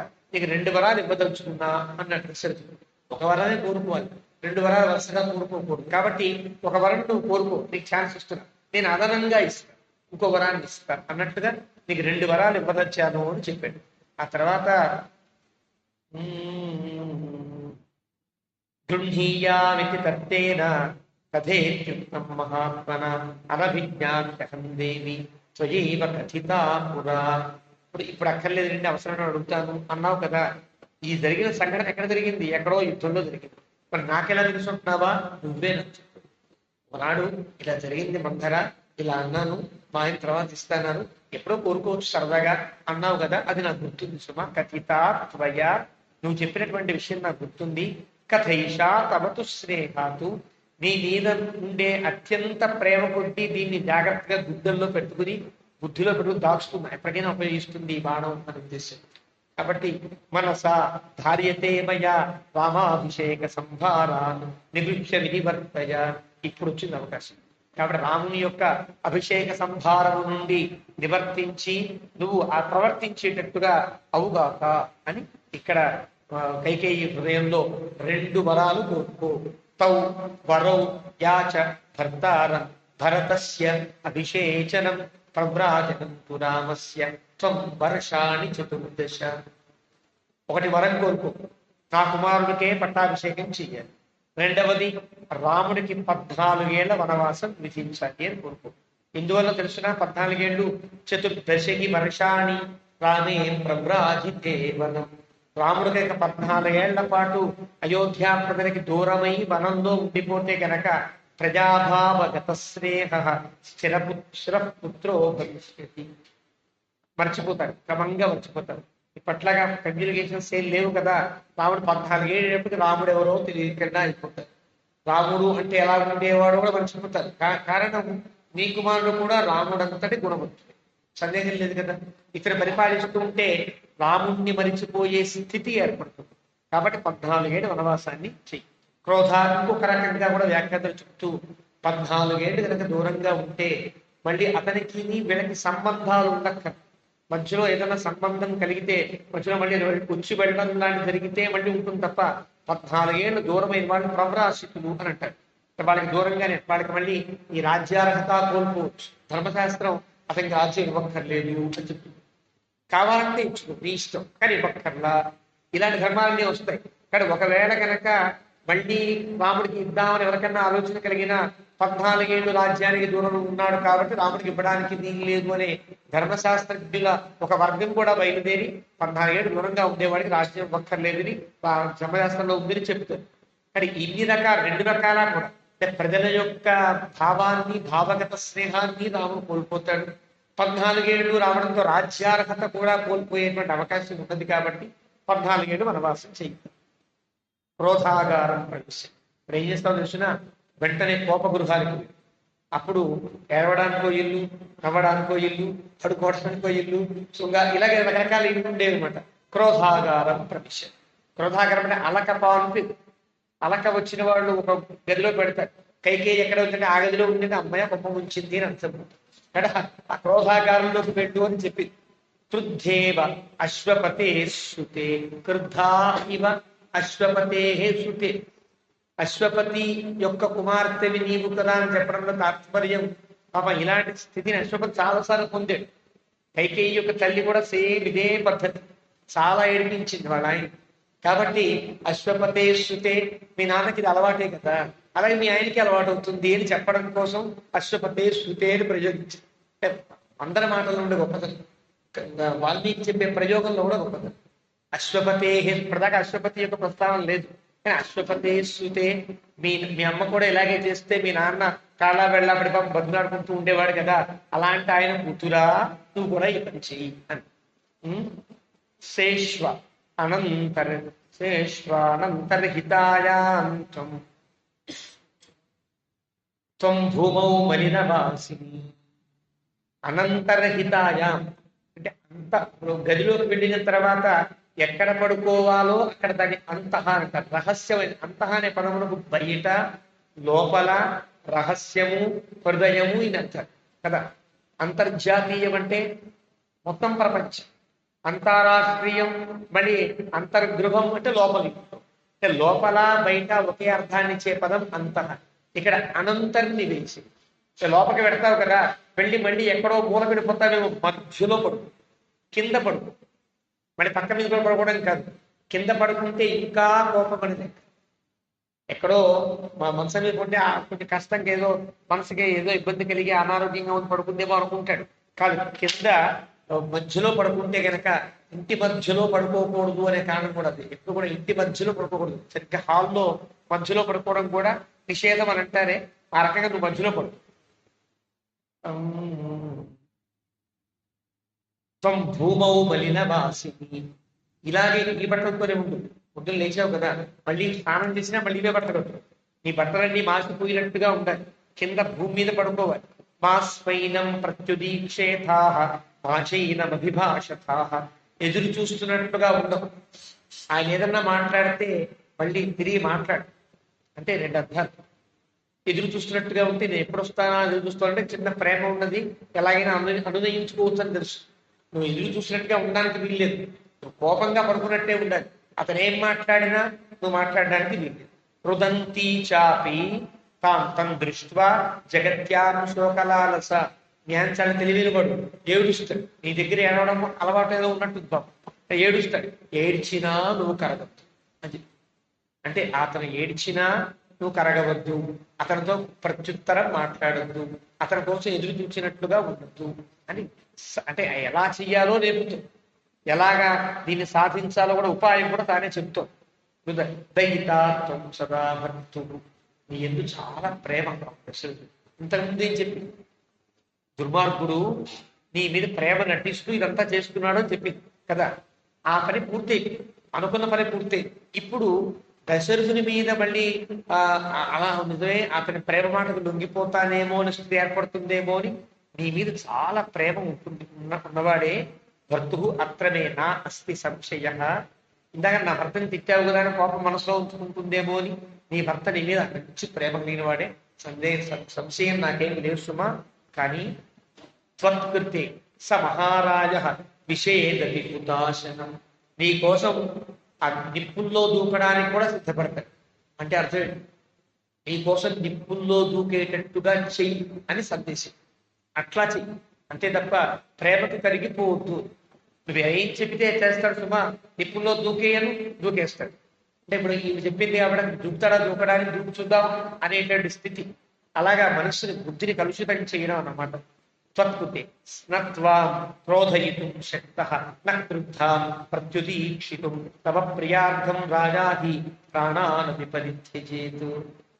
నీ మీద కోపం తెచ్చుకో, నిన్ను వేరే రకంగా కోపంతో చూడడు. నీ ప్రియం కోసం నీకు ఏదన్నా కావాలి అంటే గనక దాన్ని ఇవ్వడానికి ప్రాణాలైనా ఇచ్చేస్తాడు. అంటే ప్రాణాలైనా తీసేసుకో, కానీ ఇది మాత్రం మానం. ప్రాణాలు పోయినా పర్వాలా అంటే దశరథుడు ఏమంటాడు, నా ప్రాణాలు పోతాయే, నా ప్రాణమే రాముడే అంటాడని తెలుసు. ఆ మాటలే అంటాడు తర్వాత దశరథుడు. ప్రాణాలైనా విడిచిపెడతాడు, అంటే విడిచిపెట్టేటట్టుగా చేసుకో అని కైకేయి యొక్క హృదయాన్ని బండరాయి చేసేటువంటి మాటల యొక్క ధోరణి. ఒక వ్యక్తిని మార్చాలంటే మందర మాటలు వింటే మార్చచ్చు. మందర ఎలా ప్రయోగించిందో అలా ప్రయోగిస్తే ఎదుటి వ్యక్తిని మన యొక్క దారిలో తీసుకునేటువంటి అవకాశం ఉండేటట్టుగా ఉంటుంది కదా. అలాగా ప్రాణాలపి పరిత్యజేతు. నువ్వు గనక కోరితే ప్రాణాలైనా విడిచిపెడతాడు సుమా. ప్రాణాలు విడిచిపెట్టినా సరే నీ కోరికను సాధించుకో అని చెప్పినట్టు. ఎంత పరోక్ష సందేశం. ప్రత్యక్షంగా అంటే డైరెక్ట్ గా చెప్పకుండా ఇండైరెక్ట్ గా ఇలా అయినా సరే ఇలాగే ఉండు సుమా అని చెప్పినట్టుగా మందర తన కౌటిల్యంతో చెప్తుంది. నత్యతిక్రమితుం శక్తః తవ వాక్యం మహీపతి. నీ మాట ఎప్పుడు జవదాటేటట్టుగా ఉండడు. కాబట్టి మందస్వభావే బుద్ధ్యస్వ సౌభాగ్య బలమాత్మనః. నీ స్వభావం మందమైనదే కావచ్చు. స్వభావత కొంచెం ప్రేమ ఉన్నటువంటి ఆవిడ. రాముని మీద ప్రేమ ఉన్నది, దశరథుని మీద కొంచెం ప్రేమ ఉంటుంది కదా. ఇలా ఉండేదానివి. కానీ నీ సౌభాగ్య బలం గొప్పది సుమా. ఆయన ఏమన్నా అయిపోతాడేమో భయపడతాడేమో ఏం అక్కర్లా. నువ్వు అనుకున్నది సాధించు. మీ ఆయన బండరాయిలో బాగానే ఉంటాడు అని సౌభాగ్య బలం. చిట్ట చివరికి ఆ ప్రాణాలు పోతాయే అంటే భర్త ప్రాణాలు పోతే నేనేమైపోతాను, భర్త కాపాడుకోవద్దా అని చివరికైనా తాను లొంగిపోతుందేమో ఉద్దేశంలో చిన్న మళ్ళీ బాణం వేసి సౌభాగ్య బలం ఉంది, ఏం పర్వాలేదు. మీ ఆయన బండరాజులాంటి వాడు, ఒక రాముడు వెళ్ళినంత మాత్రం చనిపోయేవాడు కాదు, అలా యాక్షన్ చేస్తాడంతే. అయినా సరే నువ్వు గట్టిగా నిటవుగా ఉండు అని చెప్పడం కోసం ప్రయోగించే ప్రయోగాలు ఇవన్నీ కూడా. మణియుక్త మణిముక్తం సువర్ణాని రత్నాని వివిధాని చ దద్యా దశరథో రాజా మాస్పతేషు మనఃకృతాః. దశరథుడు చాలా తెలియనివాడు. నీకు మణిమాణిక్యాలు ఇస్తాను, బంగారాలు ఇస్తాను, రత్నాలు ఇస్తాను, అనేక రకాల బహుమతులు ఇస్తాను, వదిలిపెట్టేవా అంటాడు. దేనికి లొంగద్దు సుమా. యౌతే దైవాసురే యుద్ధే వరౌ దశరథ అదదాతు. దేవాసుర యుద్ధంలో దశరథుడు ఏ వరాలనైతే ఇచ్చాడో తౌ స్మారయ, అదే ఆలోచిస్తుంది. నీ బుర్రలో ఏముండాలి, దశరథుడు ఎన్ని మాట్లాడుతున్నా భరత పట్టాభిషేకం రాముడు వనవాసం, భరత పట్టాభిషేకం రాముడు వనవాసం. ఏదైనా మాట్లాడుకో భరత పట్టాభిషేకం చేయి. ఏం మాట్లాడినా మాటకి ప్రత్యుత్తరం ఇవ్వక్కర్లా, ఈ రెండు మాటలే నీకు గుర్తుండాలి అని ప్రిపేర్ చేస్తూ ఇంకా జిహాదీ లాంటి వాళ్ళకి తయారు చేస్తారు చూసారా, వాళ్ళని ప్రాణం పోతున్న వాళ్ళకి తెలియనటువంటి స్థితిలో వాళ్ళ మాటలతోనే వాళ్ళని ఆ రకంగా తయారు చేస్తున్నారే, ఒక ఆత్మాహుతి దళాన్ని. ఆ రకంగా కైకేయిని ప్రేరేపిస్తున్నట్లుగానే ఉంటాయి మాటలన్నీ కూడా. ఈ రెండే గుర్తుపెట్టుకో, వాడిని చంపేయాలి, ఆ బాంబు పేల్చేయాలి, నేను పోయినా పర్వాలా అనేటువంటి ఆత్మాహుతి దళాన్ని సిద్ధపరచినట్టుగా, మానసిక సైద్యం సిద్ధత కలిగించినట్లుగా కైకేయిని ఆ రకంగా చేసుకుంటూ మందర. కాబట్టి మందర యస్యాహ చిత్తం ప్రకృతి కుటిలం గాత్రమిత్రం బహూవ. ప్రకృతి కుటిలం సహజంగా వంకరగా పుట్టింది, సహజంగా బుద్ధి వంకరతో ఉంది, ఎంత గొప్పది అంటాడు గుజరాత్ విమర్శిస్తూనే అంటాడు. యదా పూతే వరందద్యాతు తౌ స్మారయ మహాభాగే సహ అర్థః మా త్వాం అతిక్రమేత్. ఎట్టి పరిస్థితుల్లో కూడా ఈ రెండు తప్ప వేరే దానిని పట్టుకోవడానికి వీలు లేదు. పోని అలా కాకపోతే ఇలా అన్నా చెయ్యి, రాముడి వనవాసం వద్దులే, భరతుడి కన్నా పట్టాభిషేకం చేయని దిగచ్చు కదా, అది కూడా అంటాడు దశరథుడు. పోని భరతుడికే రాజ్యం ఇచ్చాడు, రాముడు ఇక్కడే ఉంటాడు అని అంటాడు, అలా కూడా అంటాడు సుమా. కానీ ఈ రెండే గుర్తుంచుకో, రాముడు వెళ్ళిపోవాలి, భరతుడు ఉండాలి. ఎన్ని చెప్పినా మనసు మార్చుకోవద్దు అని ప్రిపేర్ చేసుకో.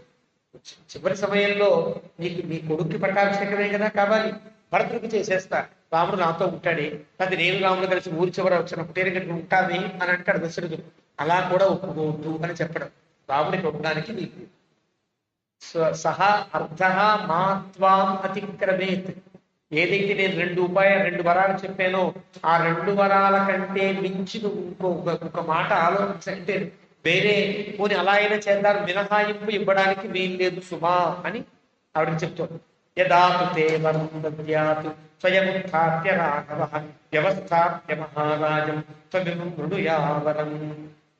నీకు తప్పనిసరిలో నీకేం కావాలి కోరుకో అంటే, అటువంటి స్థితిలో నువ్వు జాగ్రత్తగా రామం ప్రవ్రాజయారణ్యే నవవర్షాని పంచచ, రాముణ్ణి అడవిలోకి పంపించేయాలి. ఇది ముందడు. భరతుడిని పట్టాభిషేకం చెయ్యాలి అడిగితే ఇప్పటిదాకా దశరథుని యొక్క దృష్టిలో ఏదైతే తిరుగుతోందో అది మళ్ళీ అనుకూలించినట్టు మాట అనుకూలించకూడదు.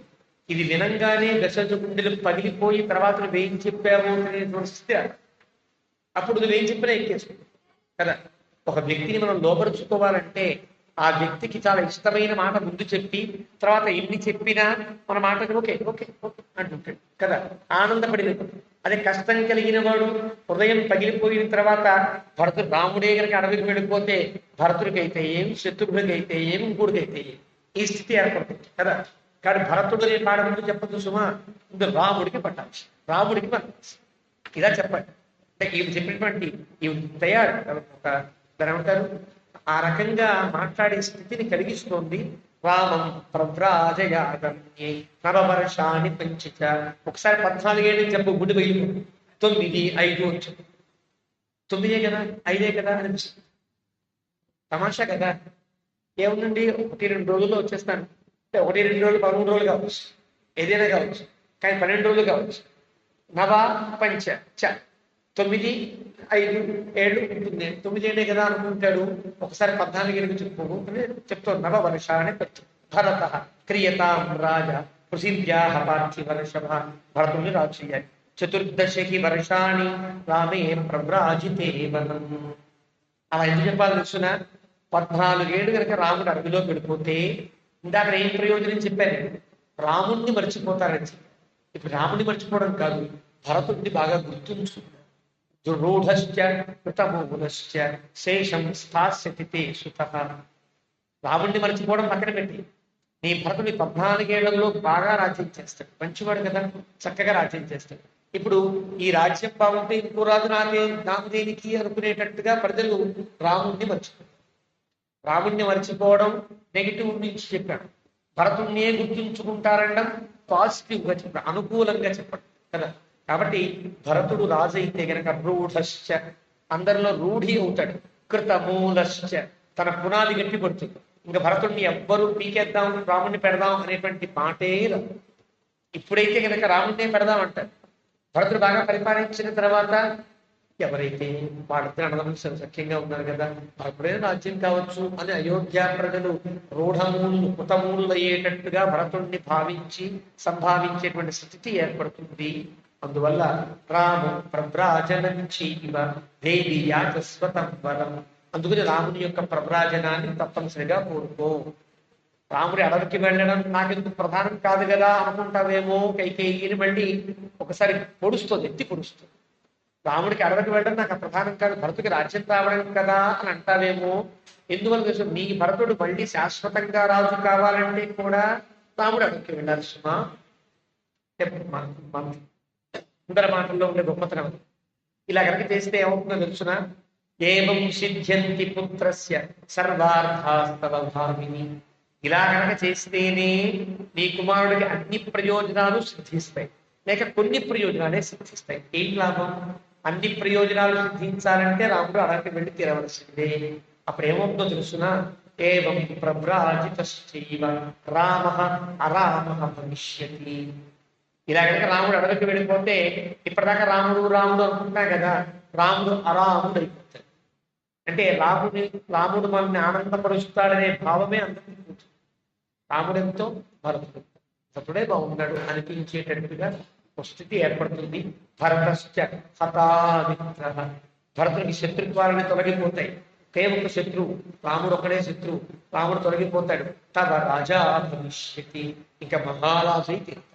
ఇప్పుడు యువరాజే కదా. ఆ తర్వాత దశరథుడు చనిపోయిన తరువాత ప్రజలంతా తిరగబడి భరతుడిని దిప్పి రాముడే కావాలి అన్నా కూడా ఒక రాజ్య ఉపప్లవం కలిగే ప్రమాదం. ఇలా చేస్తే కనుక సర్వార్థా భవిష్యత్తి రామ అరామ భవిష్యత్. రాముణ్ణి ఎవరు గుర్తుంచుకోరు, నీ భరతుడే రాజు అవుతాడు. ఏన కాలేన రామస్య వనాత్పత్యాగమిష్యతి తే కాలేన పుత్రస్తే తమూలో భవిష్యతి. ఒకవేళ రాముడు తిరిగి రాడు సుమా, అడవిలో పడివాడు తిరిగి వస్తాడు. అడవిలో పెడితే ఏ జంతువో ఏ రాక్షసుడో ఏదో చేస్తాడు, మళ్ళీ తిరిగి వచ్చే అవకాశం లేదు. కానీ ఒకవేళ వస్తే కనుక వచ్చినా కూడా నీ భరతుడు కృతమూరుడు అవుతాడు, రాజుగా అందరిలో మన్నన పొంది ఉంటాడు. కాబట్టి సంగృహీత మనుష్యస్య సుహృద్భి స అర్థం ఆత్మవాన్. ఓ రాజు బాగా ఉంటే అతని మిత్రరాజులు పెరుగుతారు, అతని బలగం పెరుగుతుంది. ఒకవేళ భరతుడు సన్నబడ్డా వీల్లేదయా, నువ్వేంట్లో ఒప్పుకుంటావు, నేను ఒప్పుకో, నేనంతా నీకు అనుచరుడు, రాముడు రాజు కావడానికి వీల్లేదు, నువ్వే రాజుగా ఉండాలని భరతుడిని వాళ్ళు సపోర్ట్ చేసి మళ్ళీ రాముడు నిలబెడతారు. అటువంటి స్థితి ఏర్పడుతుంది. భరతుడు తగ్గినా ప్రజలు ఊరుకోరు, భరతుడు తగ్గినా పక్కన ఉండే రాజులు ఊరుకోరు. అలాంటి స్థితి రామునికి ఏర్పడేటట్టుగా వనవాసము తప్పనిసరి అని చెప్తూ ఇలాగ ప్రాప్తకాలంటే రాజామీపసాధ్వస రామాభిషేక సంభారాతు నిగృహ్య వినివర్తయ. ముందు చెప్పిన మాట మళ్ళీ ఇప్పుడు చెప్తుంది. కాబట్టి ప్రాప్తకాలం సరిగ్గా సమయం ఏర్పడుతుంది. ఈ సమయంలోనే మనం ఏదైనా చేస్తే చేయగలం. ఇది దాటితే నీ వల్ల కాదు, నా వల్ల కాదు, ఎవరి వల్ల కాదు. కానీ ఈ సమయంలోనే చేయవలసి ఉన్నది. కాబట్టి ఆజానం వీత సాధ్వస, ఏమాత్రం జాలి, కరుణ, ప్రేమ, స్నేహము, బంధము ఇవన్నీ పోగొట్టుకుని కటికరాయిలా నిలబడి అని మందర కైకేయికి చెప్పి రామాభిషేక సంభారం నుండి వెనక్కి లాక్కొచ్చి విధివర్తయ, ఈ సంభారం మొత్తం కూడా మళ్ళీ భరతుని వైపు వచ్చేటట్టుగా చెయ్యి అని తరుముకించి అనర్థమర్థ రూపేణ గ్రాహిత సాతస్తయ. ఇక్కడెక్కడ వాల్మీకి వచ్చిన అనర్థాన్ని గొప్ప అర్థంగా ఎంత బాగా చెప్పింది. ఇదంతా కూడా ఈ అనర్థమంతా ఇదే అర్థమేమో అని కైకేయి స్వీకరించింది సుమా అని వాల్మీకి ఒక మాట. పృష్ట ప్రతీత కైకేయి మంధరాభిధమం బ్రవీతు. చాలా సంతోషం కలిగింది. ప్రతీత ఆమె మాటల ఎందుకు పూర్తి విశ్వాసము ఏర్పడి ఇలా కనుక చేస్తే వర్కౌట్ అవుతుంది అనిపించింది. ఖచ్చితంగా ఇది నెరవేరుతుంది అనిపించి మందరితో ఇలా అంటుంది. సాహి వాక్యేన కిశోరీవ ఉత్పథంగత కైకేయి విస్మయం ప్రాప్త పరమదర్శన. ఇలా మాట్లాడేటప్పటికీ ఒక చిన్న పిల్లలా అయిపోయింది కైకేయి. పేదల ఎంత ఎదిగిపోయావయ్యా అంటే అలా పెరిగిపోయాడు చూపిస్తారే సినిమాల్లో మనకి. అలా మందర చాలా ఎత్తుగా కనిపించింది. ఇప్పుడు చిన్న పిల్లలా కనిపించాం, ఎంత ఎత్తిపోయావు విశ్వరూపాన్ని చూపించింది. పుట్టిన విశ్వరూపాన్ని కిషోరీవ చిన్న పిల్లల అయిపోయి కైకేయి విస్మయం ప్రాప్త. నీ బుర్రలో ఎన్ని పాడు బుద్ధి ఆలోచనలు, నీ బుర్రలో ఎన్ని పాడు ఆలోచనలు ఉన్నాయి. కైకేయి విస్మయం ప్రాప్త, చాలా ఆశ్చర్యపోయి పరమ దర్శన అంటే చాలా ఇప్పటిదాకా మందర చూసిన చూపు వేరు, ఇప్పుడు చూసిన చూపు వేరు. చాలా గొప్పగా కనిపిస్తుంది మందర ఆవిడ కళ్ళకి. కుబ్జే త్వాం నా అభిజానామి అబ్బా వంకర టింకర దానా, ఇప్పటిదాకా నీ అందాన్ని గమనించలేకపోతే ఇంత అందంగా ఉంటావా నువ్వు. నా అభిజానామి శ్రేష్టాభిధారిని, ఎంత గొప్పదానివి, ఎంత అద్భుతంగా మాట్లాడుతున్నావు. పృథివ్యామసి కుబ్జానాం తమా బుద్ధి నిశ్చయే, నీలాగా పొట్టి గూను కలిగిన వాళ్ళందరి జాతిలో నీ ఎంత తెలివి ఎందుకు కొట్టుంటుంది అంటే గూను రత్నం మాట. ఏ జాతి ఎందుకు ఏది ఉత్తములో వాళ్ళు రత్నం అంటారు కదా, జాతవు యదుత్కృష్టం తద్రత్నం అభిధీయతే. అంటే గూను జాతి కుబ్జలుగా ఉండే జాతి రత్నం లాంటి జాతి సుమా. కాబట్టి ఎంత బుద్ధి ఉంది. స్వమేవతు మమార్థేషు నిత్యయుక్త హితైషిని నాహం సఫల బుద్ధేయం కుబ్జే రాజ్ఞీర్షితం. నా యొక్క నేను చేయవలసిన పనుల ఎందుకు కూడా యుక్తాయుక్త విచక్షణ ఎంత బాగా నీకు ఉన్నది. నా హంస బహుముఖ్య. ఇప్పటిదాకా నేను సరిగ్గా అర్థం చేసుకోలేను సుమా.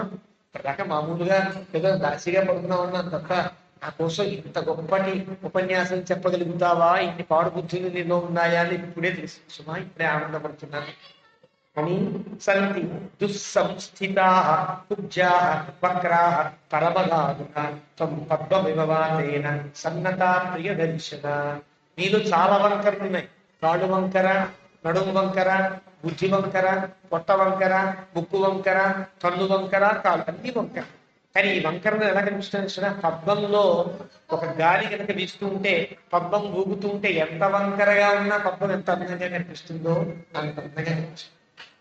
అంతే కదా, పద్మం ఇలా ఉంటే బాగుంటుంది. గాలి వస్తే ఒక రేఖ ఇటు పడుతుంది, ఒక రేఖ కింద పడుతుంది, ఒక రేఖ ఈ పక్కన పడుతుంది, అయినా పద్మం అందంగానే ఉంటుంది. అంటే ఇన్ని వంకరలు ఉన్నప్పటికీ కూడా గాలిచే వీచబడే పద్మం ఎన్ని వంకరలు తిరిగినా ఎంత అందంగా ఉంటుందో అంత అందంగా నాకు కనిపిస్తున్నావు నువ్వు. ఉరస్తే అభినివిష్టం వై యావత్ స్కంధాత్మన్నతం అధస్తాచ్చం శాతం సునాభం వలక్షితం సుపరిపూర్ణం తు జగనం సుపీనం చ పయోధనం విమలే సమం వక్రం అహో రాజసి మందరే. ఎంత బాగా నీ కళ్ళు ఎంత బాగున్నాయి, నీ ముక్కు ఎంత బాగుంది, నీ గుండెలు ఎంత బాగున్నాయి, నీ పొట్ట ఎంత బాగుంది, నీ చూపు ఎంత బాగుంది. అహో రాజసి మందరే. ఎంత అందంగా కనిపిస్తావు చూసినా భలే అందంగా కనిపిస్తుంది అని. అంటే అన్ని మామూలుగా వెక్కిరించే మాటలు కాదు. ఈ కళ్ళకి ఇప్పుడు మందర చాలా గొప్పగా కనిపిస్తుంది. ఇప్పటిదాకా వంకర దగ్గర ఏమిటా పొట్ట, ఏమిటా వంకర అనుకునేదండి. అన్ని నాకు చాలా అందంగా కనిపిస్తుంది. నీలో ప్రతి అవయవం కూడా అందంగా కనిపిస్తుంది సుమా. జగన్ తవ నిర్భుష్టం దశనాదావశోభితం జంఘే ఉపన్యస్తే పాదౌ చాప్యాయతారుభౌ త్వమాయతాభ్యాం శక్తిభ్యాం మంధరే క్షౌమవాసిని అగ్రతోమగచ్చంతి రాజహంసీవ రాసి. మంచి అందమైనటువంటి నడుము, ఇంతలా ఉంది. నడుముకి ఏదో మనకు వడ్డాణం కట్టుకున్నావే, ఇదొక నాకు చాలా అసఖ్యంగా కనిపించేది. ఇంత పొట్టకి వడ్డాణం ఏంటో అనుకునేదాన్ని. కానీ ఇప్పుడు ఆ వడ్డాణం ఎంత బాగుంది. ఆ వడ్డాణంతో నువ్వు ఊగుతుంటే, పొట్ట కదుగుతుంటే ఎంత అర్థంగా ఉంది. నువ్వు నడుస్తుంటే ఎలా ఉంది వస్తున్నా, నా కడుల ముందు రాజహంస నడిచినట్టుగా ఉంచుమా. అంటే అంత ట్రాక్ లో పడిపోయింది కైకేయి. కానీ ఇదే కోతిలా ఉంది అంటాడు తర్వాత వాల్మీకి. మంచి అలంకారం చేసే కోతి ఎలా ఉందో అలా ఉంది మందర అంటే. రాజహంసీవ రాజసే, మంచి రాజహంసలా కనిపిస్తున్నావు. ఆసన్ యా శంబరే మాయా సహస్రమసురాధిపే సర్వాస్మై నివిష్టాస్తా భూయశ్చాన్యా సహస్రశః. ఇప్పటిదాకా శంబరాసుడు ఒక్కడే మహామాయవంతు, వాడికి చాలా మాయలు తెలుసు అనుకున్నా. వాడికి మించిన మాయలు, వాడు 100 మాయలు వాడికి 1000 మాయలు కలుగుతాను. సహస్రశః అన్ని మాయలు ఏదో ఉన్నాయి సుమా. పొగుడుతో ఎలా కూడా ఉన్నది ఉన్నట్టుగా పొగడాలి. కైకేయి ఉండేటువంటి ఒక సాధు రుజుబుద్ధి ఎలా ఉందంటే ఉన్నది ఉన్నట్టుగా పొగడాలి. ఆ పొగడం కూడా ఉన్నదానికి సరిపోయేటట్టుగా పొగడం. ఎన్ని మాయలు ఉన్నాయి ఏదో, ఎన్ని దుష్ట ఉపాయాలు ఉన్నాయి, భలే బాగున్నాం సుమా అని పొగుడుతూ తదేదం స్థగుయద్దీర్ఘం రథగోణ విమాయతి మతయః క్షత్రవిద్యాశ్చ మాయాశ్చాత్ర వసంతి అత్ర తే ప్రతిమోక్ష్యామి మాలాంకుబ్జే హిరణ్మయీ అభిజిత్తే చ భరతే రాఘవే చ వనం గతే జాత్యేన సువర్ణేన సునిష్టప్తేన మంథరే లబ్ధార్థా చ ప్రతీతా చ లేపయిష్యామి తే స్థగు ముఖే చ తిలకం చిత్రం జాతరూపమయం శుభం కారయిష్యామి తే విద్యే శుభాన్యాభరణాని చ పరిధాయ శుభే వస్త్రే దేవతేవ చరిష్యసి.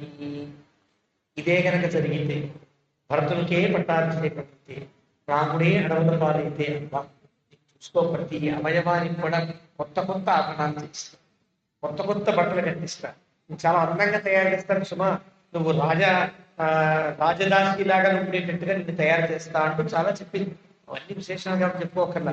నీ ముగ్గురికి ఇస్తా, నీ మోకాళ్ళకి ఇస్తా, నీ భుజబంధువులు ఎలా ఇస్తా, ఇలాంటి ఆభరణాలు చేయిస్తా, నీకు అన్ని కొత్త ఆభరణాలు 7 వారాల నగలంటారే అవన్నీ నీకు ఇస్తా, అలాగే నిన్ను బాగా అందంగా చూసుకుంటాం సుమా. ఇది ప్రశస్యమాన తవాపి కుబ్జాయాః సర్వాభరణ భూషితాః పాదౌ పరిచరిష్యంతి యథైవ సదా మమ. ఏం చేస్తాను తెలుసునా, నీ గూని జాతి వాళ్ళు ఎక్కడ ఉన్నారో వాళ్ళందరినీ తీసుకొస్తాను. తనకు ఆనందం కదా, నీలాగా గూని కలిగిన వాళ్లకు, పొట్టిగా ఉండే వాళ్ళ జాతులందరినీ సేకరించి వాళ్ళందరికీ బ్రహ్మాండంగా ఆభరణాలు చేయించి వాళ్ళందరూ నీకు సేవ చేసేటట్టుగా నీకు రాజ్యాన్ని ఇస్తా అన్నట్టు మాట్లాడు. ఇంకేం కాదు, భూని జాతిలోనే గొప్పదాన్ని అయిపోతాననేటువంటి ఆనందాన్ని మందరికి కలిగిస్తూ కైకేయి ఇప్పటిదాకా కైకేయి మాట్లాడింది, కైకేయితో మందర మాట్లాడింది, మందరని అంత ఎత్తుకి ఎదిగిస్తూ కైకేయి మాట్లాడుతుంది. ఇలా చేస్తాం సుమా. ఇది ప్రశస్యమాన, ఈ రకంగా ప్రశంసిస్తూ సా కైకేయి ఇదమబ్రవీత్ శయానాం శయనే శుభ్రే వేద్యాం అగ్నిశిఖా గతోదకే శేతుమధ్యో న కళ్యాణి విధీయతే. కొంచెం ఎగస్ట్రాగా ఉంటుంది కదా, వినేటువంటి మందరం కూడా ఎక్కువ మాట్లాడుతుంది కదా, అందుకని ఇంకేం ప్రత్యుత్తరం పలకకుండా టైం అయిపోతుంది, నువ్వు రెడీ అయిపో, నువ్వు ఆ కొమ్మగరంలో వెళ్ళిపో, నేను చెప్పినట్టు చెయ్యి. గతోదకే సేతు బంధం, గత జల సేతు బంధములు పలికిరావు అని అంటారే, అంటే నీరు వెళ్ళిపోయాక డ్యామ్ కడితే ఏమొస్తుంది, నీరు నిలిచేటట్టుగా డ్యామ్ కట్టి నీరు నింపుకోవాలి కదా. ఇప్పుడు కనుక నువ్వు కొంచెం ఏమాత్రం ఆలస్యం చేసినా నీరంతా వెళ్ళిపోతుంది, తర్వాత నువ్వు డ్యామ్ కట్టుకుంటే ఉపయోగం ఉండదు సుమా. గతోదకే సేతు బంధం అంటే గతోదకే సేతు బంధ న కళ్యాణి విధీయతే, నీరంతా కొట్టుకుపోయాక సేతు కట్టకూడదు సుమా, ప్రాజెక్ట్ కట్టకూడదు, ఇప్పుడే కనుక భగవాన్ నేను ఉత్తిష్ట లే కురు చెయ్యి కళ్యాణి రాజా రాజు నీ దగ్గరకు వచ్చేటట్టుగా చేసుకో అని చెప్పేసి. తథా ప్రోత్సాహిత దేవి గత్వా మంధరయా సహ క్రోధాగాక్షి సౌభాగ్యమదగర్విత. వాల్మీకి ఎక్కడన్నా ప్రయోగిస్తే వర్ణన ప్రతీది ఔచిత్య భరితంగా ఉంటుందని మనం చెప్పడం కాదు, మహామహా కవులంతా చెప్తారు. ఔచిత్య విచార చర్చ అని క్షేమేంద్రుడు అద్భుతమైనటువంటి ఒక చర్చ రాస్తాడు. అందులో ప్రతి కావ్యంలో ఉండే ఔచిత్యాన్ని చెప్తాడు. కాళిదాసు ఇక్కడ తన పిచ్చిగా మాట్లాడాడు, బాణుడు ఇక్కడ తప్పుగా మాట్లాడాడు, ఇలా వ్యాసుకోవడానికి తప్పులో కాలేశాడు. ఈ కవులంతా ఇక్కడిక్కడ సరిగ్గా మాట్లాడలేకపోయారు అని చెప్పిన దేవేంద్ర కవి వాల్మీకి ప్రయోగంలో ఎక్కడ ఔచిత్యానికి విరుద్ధమే ఉండదు అని అంటే అది ఔచిత్యంగా ఒకటి. అంటే ఎక్కడ ఏ విశేషణం ప్రయోగించినా వాల్మీకి చాలా జాగ్రత్తగా, అందుకనే ఆది కవి అంటారు. కాళిదాసు అంత గొప్పవాడు కూడా, మన మహాకవి, కవికల గురువు, కవికుల తెలుగుని పిలిచే కాళిదాసు కూడా అథవాక్త వాగ్వారే వంశేష్ పూర్వసూరి. వాల్మీక్యాది మహర్షులందరూ దారి ఏర్పరిస్తే ఆ దారిలో నేను నడుస్తున్నా అని అంటాడు కాళిదాసు. అంటే అంత గొప్పవాడు ఈ వాల్మీకి. ఇక్కడ చెప్పే మాటల్లో క్రోధాగారం విశాలాక్షి సౌభాగ్యమదగర్విత, కణులు విప్పార్ల కళ్ళే, ఇంకా తనకి ఉపాయం దొరికింది, సరిగ్గా నెరవేరుతుందన్న విశ్వాసం కలిగినటువంటి కళ్ళు ఇంతింతలు చేసుకుని క్రోధాగారం ప్రవేశించి ఎవరు సౌభాగ్య బలదర్పిత, సౌభాగ్యం తనకి చాలా గొప్ప సౌభాగ్యం ఉన్నది, నా మొగుడు నా మాట వింటాడు, నేను చెప్పినట్టు చేస్తాడు అనేటువంటి ఒక గర్వంతో క్రోధాగారంలోకి వెళ్ళింది అంటాడు. వేసే ఉపమానాలు ఉండే గొప్పతనం. అనేక శతసాహస్రం ముక్తాహారం వరాంగన అవముంచ్య వరార్హాణి శుభాని ఆభరణ. అప్పటిదాకా ఉండేటువంటి రకరకాల ఆభరణాలు ఉంటాయి, అవన్నీ తీసి విసిరేసింది ఆ క్రోధాగారంలో, ఆ హాల్లో విసిరేసి తత్ర హేమోపమా తత్ర ఉజ్జావాక్య శృంగత. ఉజ్జ మాటలకు లొంగిపోయినటువంటి కైకేయి ఆభరణాలన్నీ తీసివేసి సంవిశ్య భూమౌ కైకేయి మంథరావిధమీ నేల మీద పడుకుంది. ఇలా బాగుంటుందా లేదా, ఇలాగే పడుకోనా ఈ పక్కే తిరిగి పడుకోనా అని అడుగుతుంది.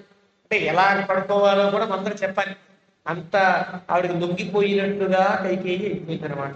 ఈ మా ఇహవా మా మృతాం కుబ్జే కృపాయ ఆవేదయిష్యతి. నేను చచ్చిపోయినట్టుగా చెప్పు, ఏం పర్వాలా, చచ్చినట్టే లెక్క, అలా పడుంటా, వెళ్ళి రాజుగారికి కబురు పెట్టు అని కైకేయి. వనంతు రాఘవే ప్రాప్తే భరత ప్రాప్స్యతి క్షితిం న సువర్ణేన న మేహ్యర్థః న రత్నైః న చ భూషణైః ఏష మే జీవితస్యాంతో రామో యద్యభిషిచ్యతే. భరతుడు పట్టాభిషేకం కావాలి, నువ్వు నాకు బంగారాలక్కర్లా ఆభరణాలక్కర్లా ఇంకేమక్కర్లా, రాముని అడవికి పంపించేయి, భరతుడికి పట్టాభిషేకం చేయి, ఇంతే నా మాటలు సుమా, ఇందులో పొల్లు మాట కూడా నాది ఉండదు అని గట్టిగా అందరికి ఒక వాగ్దానం చేసేసి భూమి మీద పడుతుంది. ఏషమే జీవితస్యాంత, వినలేదనుకో చచ్చిపోవడానికి వస్తుంది. ఇంకా మందరం చెప్పలే ఈ మాట. ఒకవేళ దశరథుడు కనుక ఇది పాటించకపోతే నేను ప్రాణత్యాగాన్ని కూడా సిద్ధపడతా అని అంత స్థితికి వెళ్ళింది కైకేయి. ఏషమే జీవితస్య అంతః, ఈ సమయమే నా జీవితం వరకు అంతముగా గుర్తించు మా మందర. అథో పునస్తా మహిషీ మహీక్షితో వచోభిరత్యర్థ మహాపరాక్రమైః ఉవాచ కుబ్జాధరతస్య మాతరం హితం వచో రామోపేత్య చాహితం ప్రపక్ష్యతే రాజ్యమిదం హి రాఘవో యది ధ్రువంతం ససుతా చ తప్స్యసే అతో హి కళ్యాణి యతస్వ తత్తథా యథా సుతస్తే భరతోభిషేక్ష్యతే తథాతి విద్ధా మహిషీ తు కుబ్జయా సమాహతా వాగిషుభిర్ముర్ముః యథా జగత్తౌ ప్రయేతి విశ్వితా ప్రశంస కుబ్జాం పితా పునః పునః.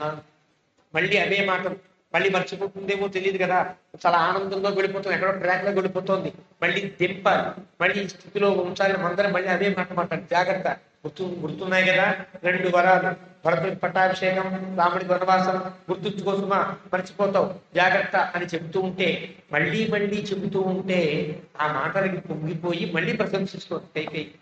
మందర నీకు ఎంత తెలివితేటలే, ఎంత గొప్పదాని మీద కూడా ప్రశంసిస్తుంది. అటువంటి స్థితి ఏర్పడింది. యమస్య భామా విషయ నిగతామితో ఈశాన్యముఖ్యే ప్రతివేదయిష్యతి వనంగదేవారాజరాఘవే సముద్ధకామో భరతో భవిష్యతి అహం హి నైవాస్మరణాని నస్త్రజః న చందనం నాంజనపాన భోజనం న కించిదిచ్ఛామి న చేహ జీవితం న చేతితో గచ్చతి రాఘవో వనం అథైత విద్వా వచనం సుదారుణం. నువ్వు ఎలా చెప్పావో అలాగే చేస్తా. దాన్ని చెప్పుకున్న మాటలే ఇవన్నీ కూడా మళ్ళీ మళ్ళీ పునరుక్తి దేనికి అంటే స్థిరపరచుకోవడం కోసం. ఒక విషయాన్ని వాడు గుర్తుంచుకోవడానికి గుర్తుందా లేదా, నువ్వు వెళ్ళి వాడితో ఇదే మాట్లాడు, ఇది మాట్లాడక వాడు అరిస్తాడు, అదే పట్ల అని మనం మళ్ళీ మళ్ళీ గుర్తు చేసుకున్నట్టుగా మాట్లాడిన దాన్ని మళ్ళీ తాను నేను వెళతా, ఇలాగే మాట్లాడతా, ఇదే పొందుతా, ఇలాగే చేస్తా అంటూ మళ్ళీ తన ప్రత్యుత్తరాన్ని ఇచ్చి అథైతత్ ఉక్త్వా వచనం సుదారుణం, చాలా దారుణంగా మాట్లాడింది.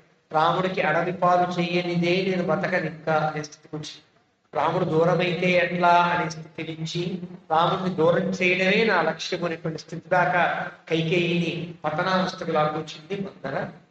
దారుణమైన మాటలు మాట్లాడింది. నిధాయ సర్వాభరణాన్ని భామిని అసంవృతాం ఆస్ఫరణేన వేదిని తదా అతిశిష్యే పతిదేవ కిన్నరి. అన్ని విడిచిపెట్టి ఒక కిన్నరి కనుక ఆకాశం నుంచి భూమి మీద పడిపోతే ఎలా ఉంటుందో అలా పడిన కిన్నరి ఒక స్త్రీలాగా ఆ కింద భూమి మీద పడుతుంది. ఉదీర్ణ సంరంభ తమోముక్తోత్తమాల్య భూషణ నరేంద్ర పత్ని విమనా భూమస తమోముతార్యౌ. వాల్మీకి వర్ణించాడు ఎలా ఉందంటే, ఉదీర్ణ సంరంభ తమోముతానన, కైకేయి మొహమంతా కూడా పెద్ద పెను చీకటి వ్యాపించింది. అప్పటిదాకా అంతకుముందు కైకేయి వేరు, ఇప్పుడు చీకటి వ్యాపించి నల్లటి ఆకారంలో కనిపిస్తున్నట్టుగా వాల్మీకి కనిపించింది. నల్లగా ఉంది.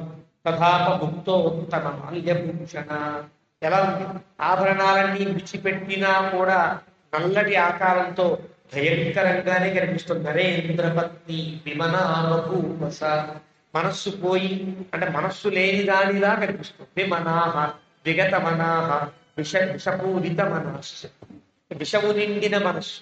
ఒక ఆ ఒక పాలిథిన్ కవర్ లో కనుక మనం ఏ రంగు నీళ్లు పోస్తే ఆ రంగులో కనిపించినట్టుగా శుద్ధ మనస్కురాలైన కైకేయి గుండెల్లో పోసిన విషం నల్లగానే ఉంటుంది కదా. కానీ విమనాహ విషపూరిత మనస్కురాలయ్యే కనిపిస్తుంది. కైకేయి అంత నల్లగా ఒక చీకటి దేవతలా కనిపిస్తుంది వాల్మీకి కళ్ళకి. ఉదీర్ణ బభూవస తమోమృత ద్యౌరిమ మగ్నతారక, నక్షత్రాలు లేకుండా ఆకాశం అంతా కనుక చీకటి వ్యాపిస్తే ఎలా చీకటిలా భయంకరమైనటువంటి కాలడవి చిమ్మ చీకటి అంటానే ఆ చిమ్మ చీకటి రూపంలో కైకేయి కన్ను ముందు ప్రత్యక్షం అవుతోంది అంటూ వాల్మీకి ఈ సర్గను ముగించాడు. 9 సర్గలతో ఈనాటి ఉపన్యాసాన్ని తెచ్చుకొని మళ్ళీ ఆదివారం నాడు అవకాశం ఉండదు కాబట్టి నాకు ఉండేటువంటి వ్యక్తిగత కార్యక్రమాలను బట్టి తిరుపతి బ్రహ్మోత్సవ వ్యాఖ్యానానికి వెళ్ళవలసి ఉన్నది కాబట్టి శుక్రవారం శనివారం శుక్రవారం నాడు శనివారం నాడు ఈ కార్యక్రమాన్ని పెట్టుకుందాం. లేదా ఇబ్బందిగా ఉంటే శనివారం ఒక రోజన్నా పెట్టుకోవచ్చు. ఆ రకంగా మనం వచ్చే వారాన్ని శుక్ర శని లేక శనివారం ఒక రోజు పెట్టుకుందాం. రేపు కూడా ఒక మంచి కార్యక్రమం ఉంది మన పట్టణంలో. సోమవారం నాడు రేపటి సాయంకాలం 5 గంటలకి మన భద్రాచలానికే ఒక అలంకారం మణి తలమానికంగా ఉండే లక్ష్మీ నరసింహ గారు మహాకవయిత్రి. ఆవిడ మన మధ్యలో కూర్చున్నది కాబట్టి ఆవిడ గొప్పతనం మనకు తెలియదు. చాలా అద్భుతమైనటువంటి కవయిత్రి. ఆవిడ రాసినటువంటి రామానుజ శతకం ఒకటి, భద్రగిరి నానీలోని చాలా అద్భుతమైనటువంటి ఒక గ్రంథాలు 2 గ్రంథాల ఆవిష్కరణ ఉన్నది. అందరం కూడా మన ఆ కార్యక్రమంలో కూడా పాల్గొని ఆ కార్యక్రమాన్ని కూడా మనం సుసంపన్నం చేయాల్సిన బాధ్యత మన మీద ఉంటుంది. మన కార్యక్రమం మనలో ఒక వ్యక్తి కార్యక్రమం, మనలో ఒక గొప్ప వ్యక్తి మనలో ఉన్నప్పుడు మనకు ఆ విలువ తెలియదు. ఆవిడ విలువ దేశమంతా గుర్తించినటువంటి గొప్ప కవయిత్రి. ఆ యొక్క పుస్తకాన్ని ఆధారంగా మనం కూర్చుని ఆ కార్యక్రమాన్ని కూడా సుసంపన్నం చేద్దాం. ఏవమే వ్యాహరత విశ్రద్ధం బలం విష్ణో ప్రవర్ధత పాపస్తేషాం నిగస్తేషాం కుతస్తేషాం పరాభవః ఏషాం తీవ్రస్యామో ద్వయస్థో జనార్దనః శాలేవర్షుపర్జన్యః శ్రీశిశాలిని దేశోజం శోభరహితః బ్రాహ్మణాः సత్తు నిర్భయాः కామేని వక్తాకాలే కాలే వర్షువాసవః శ్రీరంగనాథో జగతు శ్రీరంగశ్రీశవర్ధతాం తస్య ప్రజాభ్యః పరిపాలయంతాం న్యాయ్యేన మార్గేణ మహీషాः ఓ బ్రాహ్మణేభ్యः శుభమస్తు లోకాः సమస్తాः సుఖినో భవంతు. మంగళం కౌసలేంద్రాయ మహనీయ గుణాత్మనే